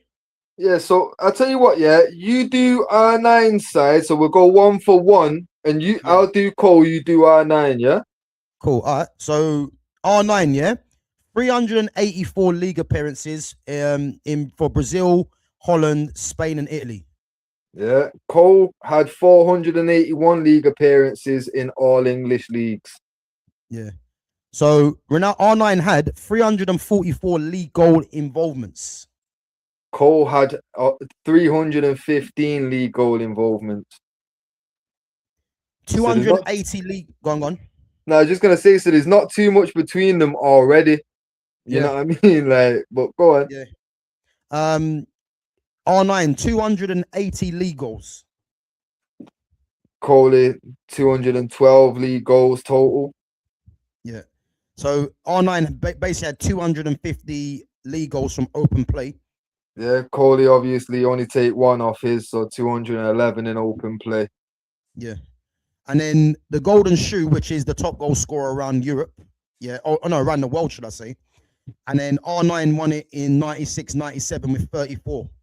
Yeah, and Coley equaled the 93, 94 at 34 when it should have been given to Cole, as you've already touched on prior. So Yeah. let's be real, they've both got a golden shoe each, but Cole never got given his statue. Yeah, true. And how McCoy was in there after playing in Scotland doesn't make sense, really. Because the thing is, Ali McCoy is going to do that in England? Hell no, because he was whack. I used to watch that guy. He was crap. You know what I mean? No, bro, he was rubbish, bro. He was just a run-of-the-mill striker, man, that just get the little tap-ins. He was rubbish. You know what I mean? I used to watch Scottish football heavily, and he was whack. Henrik Larsson was by far one of the best striker in that league. Yeah. Henrik Larsson was a joke, but yeah, McCoy's meant to be rating him, and he's a terrible pundit as well, man. Fuck him. But anyway, 2 times league top scorer, R9. Yeah, Coley, 1-time league top goal scorer. R9, 2 La Ligas, which is surprising, to be honest with you. Cole, 5 Premier Leagues. Yeah. R9, obviously, as we know, never won a Champions League, but won a UEFA Cup. Coley skipped that one and did the big one. R9, right. bro, I almost choked. Yo, we're just keeping it real here, innit? Let's be 100. And this is what I'm trying to tell you, yeah. R9, I think everyone agrees, yeah. I know Gamers said it as well, yeah. R9's number 1, yeah. R9 is the greatest striker I've seen. R9, 14 Champions League goals. Cole, 18 Champions League goals. At club level, tell me there's not an argument to be had that Andy Cole is the best club striker of all time. Bro, I'll be honest with you. How can you not, yeah? How can you not agree with that? How can you not agree with that? Because people might chuck in, yeah, Erling Haaland. But why? Why would you chuck in Erling Haaland? But this is what I'm saying. You could do if you wanted to, but then you've also got to bear in mind these two played in the exact same era, breaking through. Cole was 22 when he broke through. Fucking 3 years later, Ronaldo broke through at 20. There's not a great deal between these two. Same era, same players, same quality of football, same level of fitness, as Clockenders likes to mention when we're talking about debates like this. Like I say, man, you really compare players. This is how you compare players from this. This is the same era. If you want to go different eras, this is where we then start listing defenders that Coley had to come up against defenders that Haaland does. And let's be clear, we don't even want to get into that because we'll start hurting feelings. It's true. It's true. I'm telling you, man. And you know what it is as well now, yeah? Again, I've seen a recent clip of Coley, yeah? Who does Coley look at as the number 1 striker? R9. The one in the yellow shirt right there. You see what I mean? Yep. So he's even humble enough to know that R9's the guy, yeah? But when you actually look at the totals, it's crazy. And this is why, yeah, people need to forget about GA, because Erling Haaland is going to finish his career, yeah, with a lot better GA than R9. There is no one on God's green earth that will ever tell me Erling Haaland is better than R9. Just not going to happen. There's no one that's going to tell me that Haaland is better than Andy Cole. It's impossible. Impossible. I couldn't care about numbers. Numbers should only be used as a bonus when you're trying to, if you're having a discussion with someone about a player, you go to the qualities first. Yeah. Then you go to the numbers if you need to. But whenever someone comes out with numbers, I had one guy the other day tell me about Bruno Fernandes. Yesterday, actually, it was last night.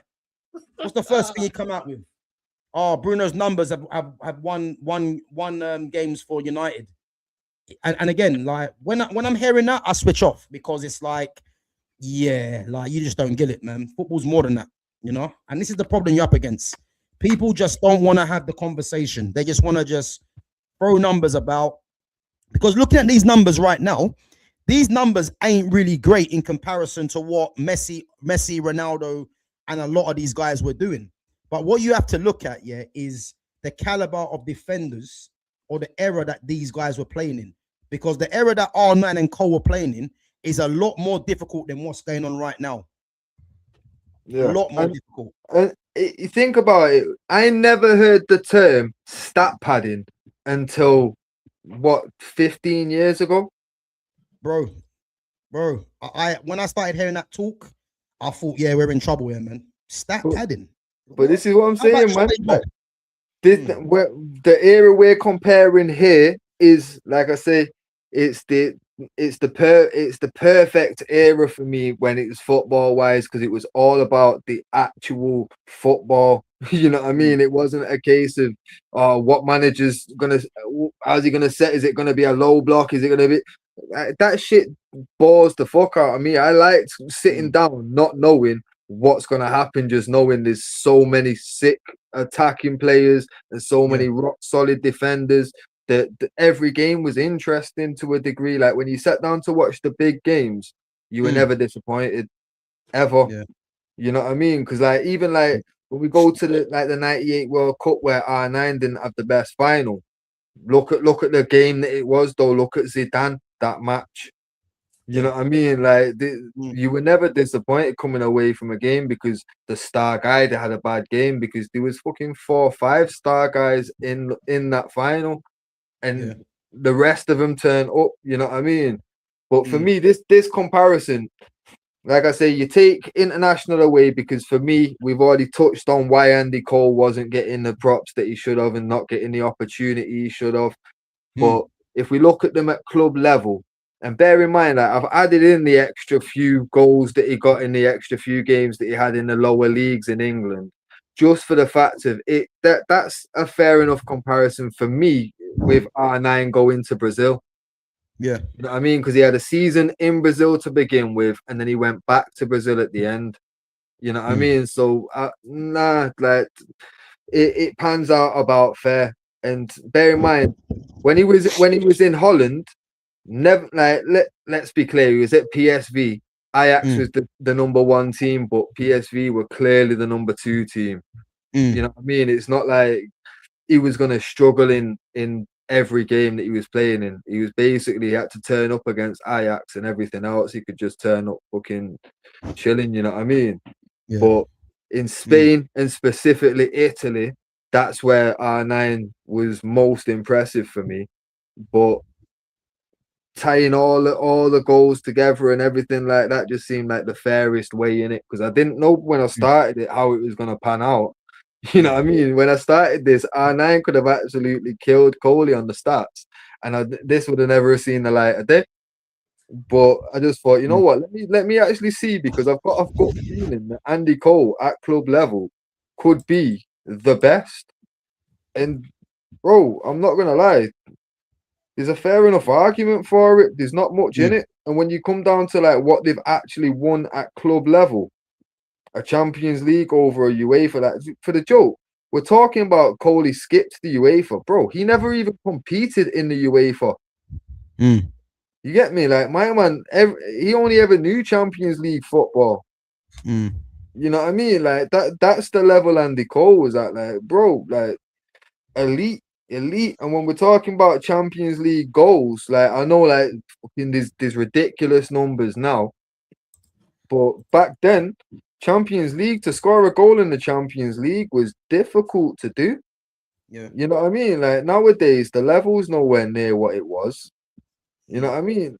Bro, coming up against AC Milan at a certain point in time was basically you've got to try and get the ball past a brick wall. Bro, Maldini, Cafu, Stam, and Nesta. And Dida in goal.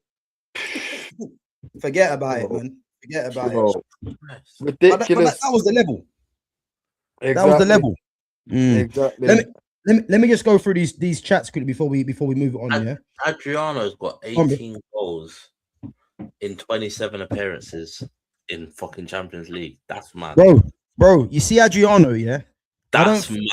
if you're not from that era of Adriano coming through, this was the day of co-ownership. If you know what co-ownership is, Yeah. he was co-owned by Fiorentina and Inter. Yeah, Yeah. I don't think people deep how devastating this guy was. Like he's the only guy for me that I've seen that could That have left emulated R9.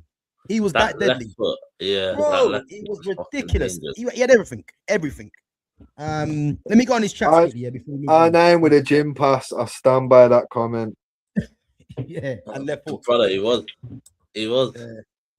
That hat trick R9 got at Old Trafford was, bro. Listen, Yeah, I remember watching that game, man, and I was smiling but devastated at the same time. You know what I mean? He was ridiculous. Yo, put it this way: there's not many people that will get a standing ovation for humbling you in the Champions League at home. Like, you're taking the piss. There's only two players that I've seen get a standing ovation from the opposition. Yeah, Ronaldinho and R9, and that just shows you the level. You see what I mean? Yeah.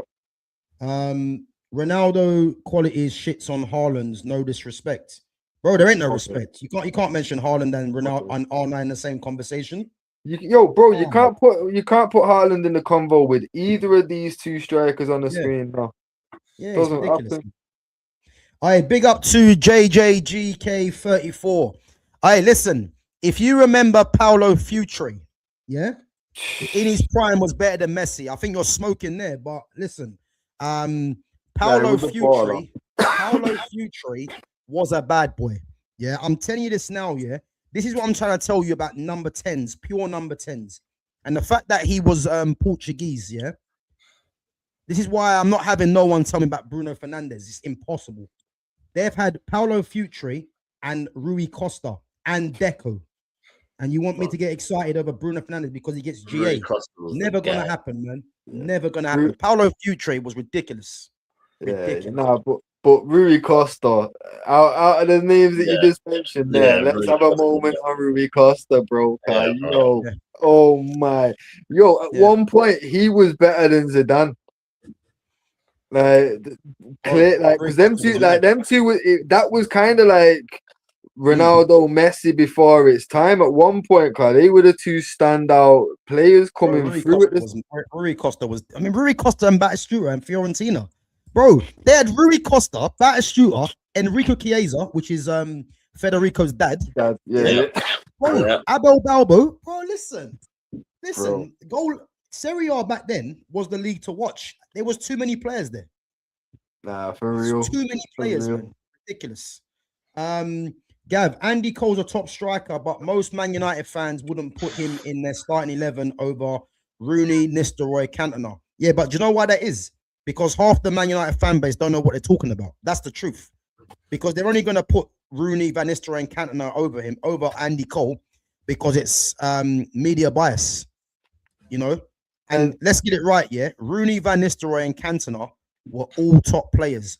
Go and check how many league titles Van Nistelrooy won at Man United. Go and check. Trust me. Yo, I'll tell you straight. The starting lineup for any Manchester United 11 doesn't matter if you're including from 90s upwards. It's fucking Andy Cole and Eric Cantona up front. Yeah. Them two are the strikers. You play two strikers in an all-time 11. Especially with the options we've got.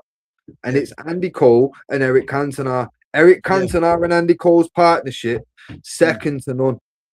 But again, if you was to ask the majority of people, and this is where it comes down to with the whole Alan Shearer thing, yeah? If you was to ask the majority of people, who would you want as a striker, Van Nistelrooy or Andy Cole? They're going to tell you Van Nistelrooy every time. This is what I'm trying to tell you, yeah? You have to ask yourself the question why that is. Because we just reeled off Andy Cole's stats, yeah?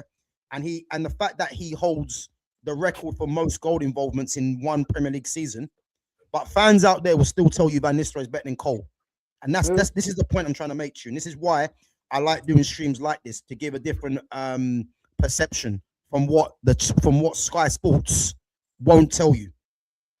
100%. You know what I mean? So, and this is the thing, man. I love Ruud van Nistelrooy. You know what I mean? Like, don't get it twisted. I'm not knocking any of these strikers that you're suggesting would go ahead of him. But nah, not for me. For me, an all-time Manchester United 11, the two up front is Eric Cantona and Andy Cole, to the point where my son's first name is Cole-Cantona. Legitimately, like the fuck, he's now a teenager going around school with that name. Like that's how real it is. Like they are the guys, and it is. We've never gone better than that. We've if anything, the standard's always been slightly lower than that. Ever since the '96 season, we've never had a stronger fucking. Eric Cantona, yeah, was the reason why I follow Man United. He's the reason. Bro, it's just that simple. He's the reason. The joke is, bro, growing up, obviously, Eric Cantona would come when I'm like 2 or 3. You know what I mean? So like I'm from the age of like 2 or 3, I'm being told this guy's the king. Can you imagine in a house where we don't sing God Save the Queen? We don't do the Queen's speech on Christmas. We don't do none of that. I'm just being told this guy in the red shirt with his collar up is the king from young. Yeah. Can you imagine why, like, yo, bro, this guy is the guy, and when I'm being told he's the king because of what he can do on a football pitch. Bro, I looked at football different my whole life. I'm not gonna lie, but fucking hell, and Andy Cole, his perceived worst seasons were where Eric Cantona was the star. When Andy Cole was at Newcastle, he was the star, and everything they depended on him for anything. You know what I mean? Yeah. When he come to United, and yes, he was our number 9. But he was not meant to be like Eric Cantona was still our star player. He was still going to be the number 1 guy every game. So Andy Cole had to adapt his game accordingly, and he did. And he did it very well. Bro, like, all you got to do is look at the trophies that they won. And the trophies that they didn't win, they literally only lost by a couple points. You know what I mean? Like, everyone blames Andy Cole. One sec. That mine. Okay. But yeah, like, everyone blames Andy Cole about the miss at West Ham and that, like why we didn't get an extra league title, bro. Let's be clear, that's how close we came. You know what I mean? I know there's no prize for second place, but it's not like when we didn't win the league, we were fucking struggling for top 4. Like we were basically robbed, or we beat ourselves.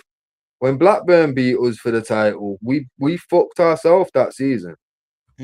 You know what I mean? Like, there's, for me, Andy Cole, Eric Cantona, even when we got to go to, like, look at what partnerships have won, that partnerships, people can only equal it. No one surpasses it. Yeah, I hear it. Boy, listen, Andy Cole prop in full effect. Guys, listen, if you can share this onto your socials as well, yeah? And guys, tag in Coley, man, because, listen, Andy Cole deserves his flowers, man. I don't think he gets the respect he deserves, man. So, yeah, guys, make sure, man, you can share this channel or share the link, whatever you can do, man, to tag Andy Cole in and get it some traction, man. We're gonna have to get those little bits there chopped up into little segments, and we'll start just get them uploaded to the channel, yeah. And we'll start just fucking atting him on socials with the shit, bro. He needs his flowers, man. 100. You know what I mean? As I said, man, Paul Parker's around the corner, man. So if I catch him again, you know what I mean, I'll have words with him. Trust me, man. Because Paul Parker's speaking my language when I spoke to him about Bruno Fernandes, etc. But listen, let's move it on, man, before we wrap it up anyway. You, man, catched any of the international games? Yes, I did. Man, like Florian Wirtz was banging in goals, top bins. 1 minute. You know what the comment was, though, Fitz? Did you hear the comment, what the German manager said? Basically, back in, was it November? It might have been back in November. He basically went, whoever's managing Wirtz doesn't know how to use him properly. Right. And then he just went on to bang Puga, brother. It makes sense. Bro, to be fair, when you're right, innit? What more can you say, man? Like, when you're right, you're right. But there's nothing you can say, do you know what I mean? It's mad. To be fair, I have said it to you for a bit now. Like, the more that you speak on it, that I just get that it's an Amarim situation. You know what I mean? Like, bro, I feel in a way like obviously I do take joy in knowing like the club is struggling like that with this kind of, but I don't want it to last too long. I don't want it to destroy us. Like I'm actually looking forward to having Arsenal somewhere competing, City somewhere competing, and Liverpool whilst we are like Yeah. we've never been able to actually be like competitive at the same time as Liverpool. Liverpool's never done it with us in it. So I do want to see you fucking switch it up and get a decent manager, but not before we actually confirm what our full-time situation is in it. But bro, when Verts is going to like, how many did he score? He scored one. I think he got 2. Didn't he get 2 goals, 2 assists? I think. No, he got 2 assists and 1 goal, I believe it was. Okay.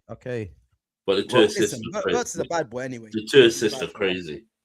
And then the goal is I rate Verts, man. The goal is even worse, bro. He takes it from the corner, literally sets it out at his feet and just goes, big man, this is going top bins. I don't care how good of a keeper you are. Oh, serious. What? Who was it against? Let me think. Who they played. Switzerland. Okay. So that was Jan Sommer in goal, isn't it? Yeah. The goal it's not a bad keeper. Let's be fair. I got to try and catch the highlights of something, man. Because have you seen the France v is it Colombia? Yeah. Mbappe. No, not what France, Colombia, or the other one? Is it France, Colombia? Nah, it was one previous. It was France, Brazil. France, Brazil. Yeah. Mbappe would have think Ekatike as well. Yeah. They dominate. They're gonna be a threat, boy, in this competition. And telling you. The only thing is though, is Deschamps. I mean, his fascination with Rabiot is killing me. I ain't gonna lie, man.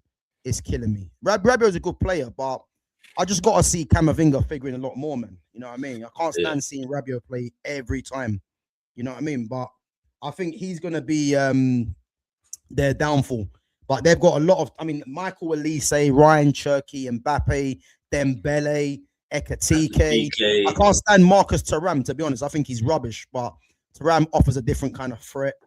Chouameni, Camavinga, Rabiot, Kante's even getting appearances. Yeah, problems. Problems. Yeah, man. They've got obviously Saliba, Upamecano, Konate, Gusto, Teo Hernandez, Koundé's come back from injury, even though I don't rate him that much. Mike Maignan. Bro, their squad is stacked. I'm telling you. They're going to take some beating. But yeah, we have to wait and see. Mamba says, who United getting in the summer? Whoever we want, man. Take a pick, bro. Camavinga, Tonali. If we fancy mocking Arsenal and taking Lewis Skelly and Odegaard, we might just do that. Who knows? Do you want Odegaard though? Really? Nah. For banter, we're taking for banter, and then send him straight back. You know what I mean? Yeah. Allow it. Well, you think I'm gonna deal with Bruno Fernandes and have Odegaard? I like Odegaard, the footballer, but he flatters to deceive, man. So we got players there already. But if we want to take Lewis Skelly and just if he's an option, again, he ain't my first option, but what I mean. If it means spiting Arsenal, then why not? Have you man seen that clip where they're talking about all the guys just mastered the art of trying to look busy and he's basically just doing the Gangnam style dance? Yeah. I haven't seen that, but I kind of get what they bro, mean. he just keeps dancing back and forth, like galloping in it. Like, bro, it's joke, but he's doing nothing. He's just acting like, it's literally like, you see, if you was working in a shop, you see the boss coming and that, you just start acting like you're stacking something and that, you know what I mean? Like, nah, man, absolute piss take. To be honest with you, I actually feel for Odegaard because Odegaard's a footballer, innit? But the way that Arsenal play is very much, it's surpassed Odegaard because they're just playing in a way, that gets them over the line in a sense. And when it doesn't, this is when the laugh is, this is where the laugh's going to be. But Odegaard, for me, is a player that he probably needs to leave Arsenal now because Arsenal are not playing the way that's going to get the best out of him because they're trying to bypass the midfield to get the ball out to Saka or get the ball up to Gyökeres, you know what I mean? And obviously, they're playing Saka as a number 10. Bro, that's that's a crime to football. Number 10, bro. bro, it's a crime to football. I'm telling you. Saka's figuring it at number 10. How? Why? You know what I mean? But that's their problem, man. I don't give a damn. When it all fails, you know, the shades will be coming on. That's all you do. That's all you need to know. Trust me. But what you guys have you guys heard of any transfer rumors lately? Anyway, I know Fitz touched on the Galatasaray and Bruno Fernandes. Boy, get that done. What have they said? Will they pay? What have they said? How much are they looking to pay for it? The fee in it, the release. He's got a release clause. Yeah. What's his release clause? In the summer, it's something like 50 million euros, 50 something million euros in it. In the summer, yeah. But I think what it is though, yeah, I think that is active. I'm not sure if it's active for European clubs or for only top clubs. I can't remember. But what I would say, yeah, if that's active for any club, someone's gonna trigger that. It's like a Saudi. Yeah. So because remember, Saudi coming with 100 mil bid, they're gonna pay less money to get him. Yeah. So I'm telling you now, yeah, just make it happen, man. I need this guy gone. I don't care. He still have to agree? Huh? Doesn't he still have to agree? So even if they turn around and accept the bid, does he still have to say I'm going? He could be like, I'm not fucking leaving. Yeah, but what I would say though, yeah, I think even Bruno would look at this and think if they do come back in with the bid, he's gonna agree because he knows he'll be getting on. If they're offering the kind of money that they were offering, you'll be an idiot to kind of turn that down again. Think about it like this, yeah. In like a year prior, they were looking to spend 100 million to bring him in, yeah, and he turned it down after umming and ahhing because the contract weren't enough to entice him. A year later, they can pay half that, and now they can afford to give him that extra wage. Yeah. And now he's gonna. I'm telling you, like if they come in, he's gone. But I'm not gonna lie. Galatasaray, like, them Turkish clubs have signed some fucking big contracts. I'm not. I wouldn't be surprised if he was to go there, because it seems like the Turkish league's trying their best to build something and like make themselves one of the top leagues in Europe. So bro, I don't care where he goes, man. Just get him gone, man. Bro, honestly, yeah. Honestly, the day Bruno goes, yeah, the day he goes. I'm telling you now, it's gonna be a relief because there's the thing is with Bruno, yeah, his fans are the problem because his fans seem to think he's invincible. As I said, supporting Man United for 30 plus years, I've never seen a player that gets given so much at a club and is so protected. He can't do no wrong. I had a guy yesterday just trying to argue with me about Bruno. I'm like, listen. He needs to go, man. Like, I'm not even willing to participate in an argument with you. Just get him gone. Get him gone, man. I'm tired of this Bruno Fernandes guy because we got players there that are not gonna thrive. There's people already saying now, yeah, what's gonna happen to Cunha next summer with next season, sorry, if we get these midfielders in and Ahmad and Xerxes and all these players. And the one common denominator, yeah, Kobe as well. The one common denominator, yeah, is Bruno. Because as long as you've got Bruno there, yeah, one of them players are missing out. Yeah. It's as simple as that. And if you go and get the three midfielders and Bruno's still there, let's say, them players are missing out. It's a fact. And we're looking at a left winger as well. You know what, though? I did see, and I know, like, obviously, fucking, we've shut it down in the past, but hear me out because I've seen a bit more in depth on reasonings and shit in it. So I've seen some shit about Cole Palmer again, basically saying that he's not happy with the tactics. Basically at the minute at Chelsea, saying that it's limiting his time on the time and space on the ball. He's not really afforded the time to do anything, or it's basically hampering his creativity in it. Yeah. Also saying that he's not happy that they let Nicholas Jackson go. Yeah. And he's fucking struggling to settle in London, innit? He wants to be back in money, innit? So with all those things playing a factor, obviously, I know Chelsea do hold a pretty strong position with how much they're gonna accept for him. But again, look at the Garnacho situation. Mm.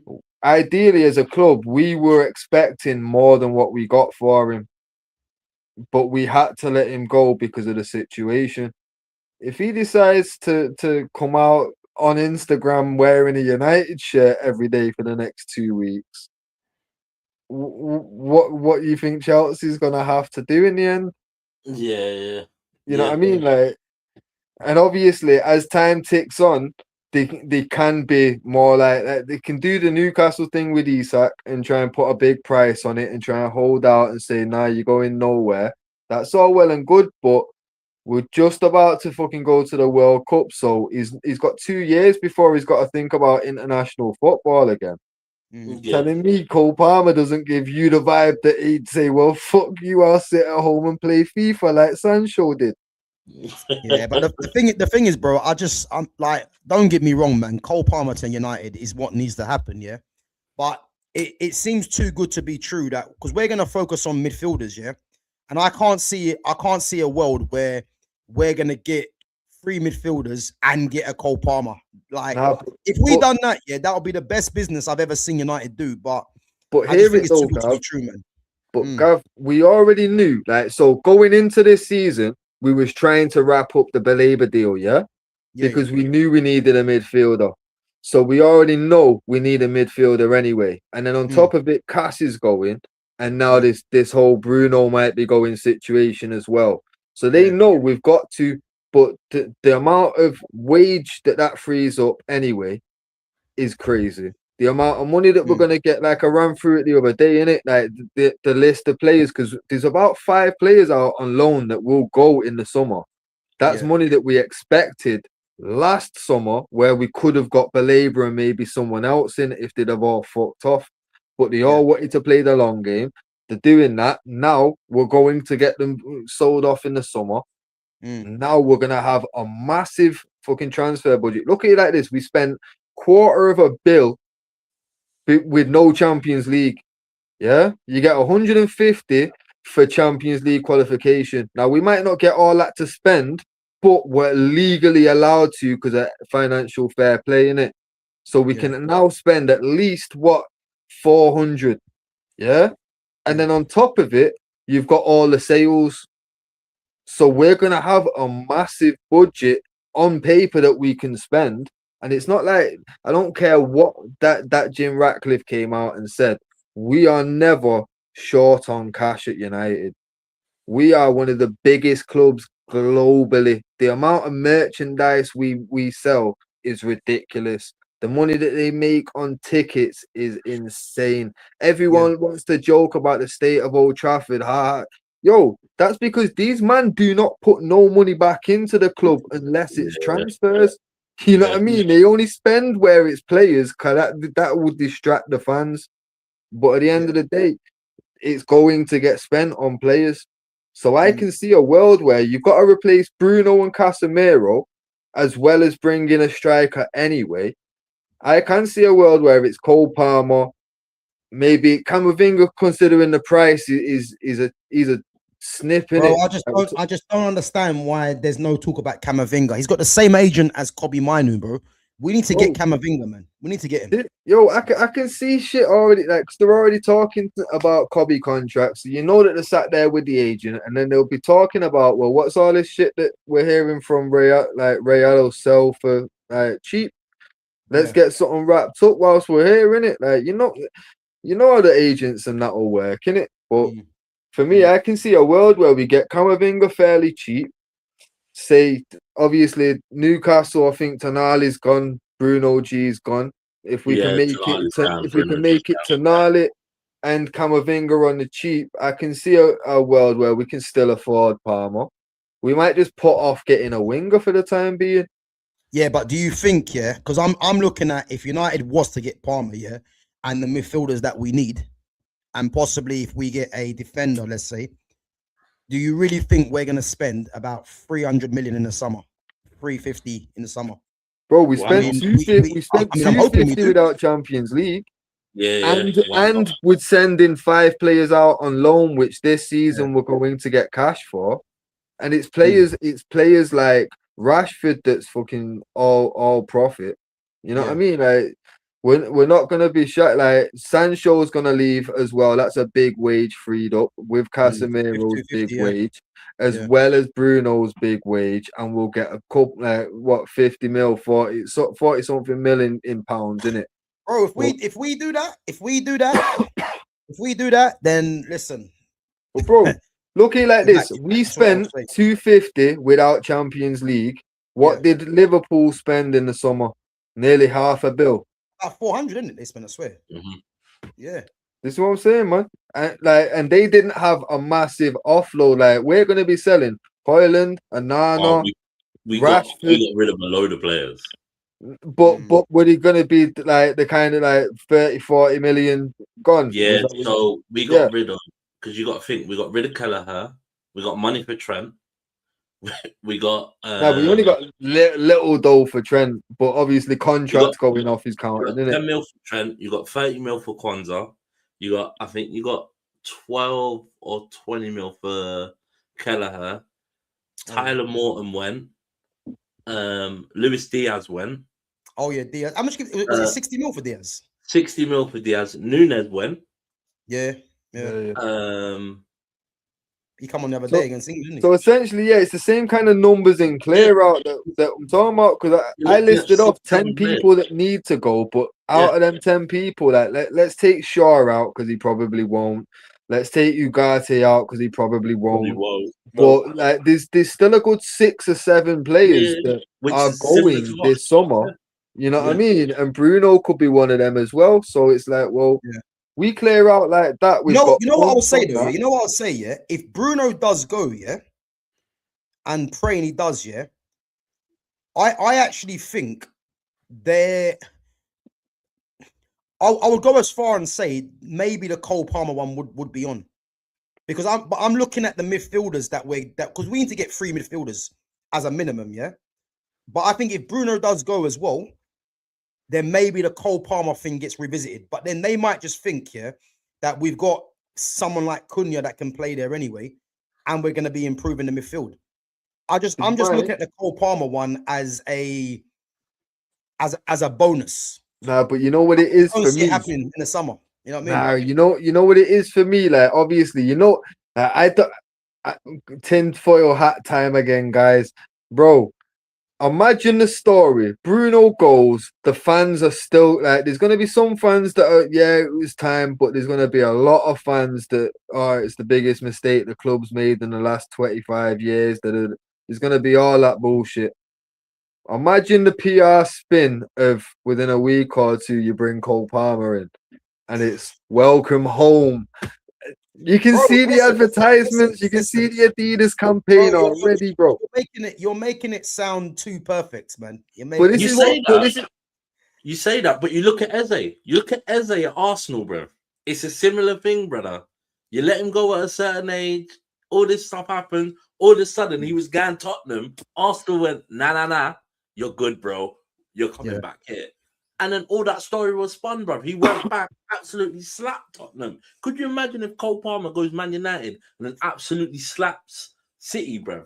That's a smack in the face, bro. You can, and to be fair, you can see, like, I can see it happening, and this is what I'm saying. Because for me, like, everything is scripted to a degree, bro. You get me? Like, let's be real.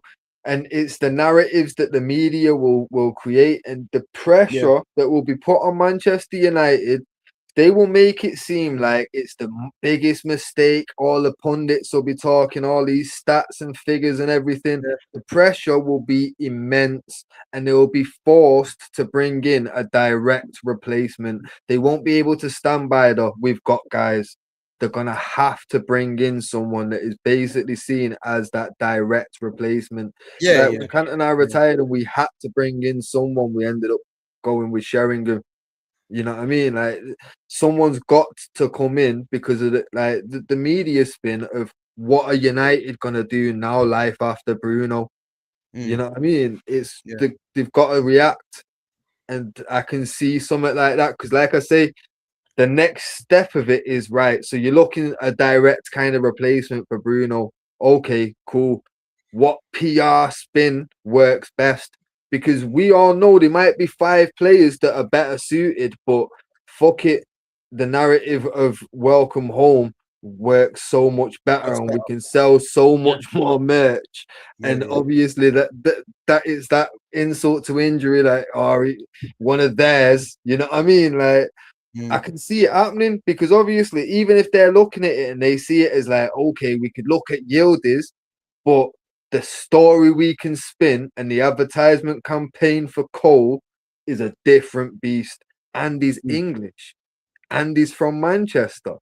Oh, bro, it's It's true, bro. It's true. I can It's see it true. happening, man. But obviously, it And the might thing not is, I even have heard to that happen this summer. I heard Foden's been linked with Newcastle, so they'll have one youngster out of Manchester. So the other one could be coming back. Who knows, man? Bro, Who to be knows? fair, I won't put it past him maybe trying to come back in, like trying to save face, but Yeah, at heart, he's always been a boyhood United. Like from boy, he's always supported United. yeah, bro. He's good So friends with Kobe as well. So you get, bro.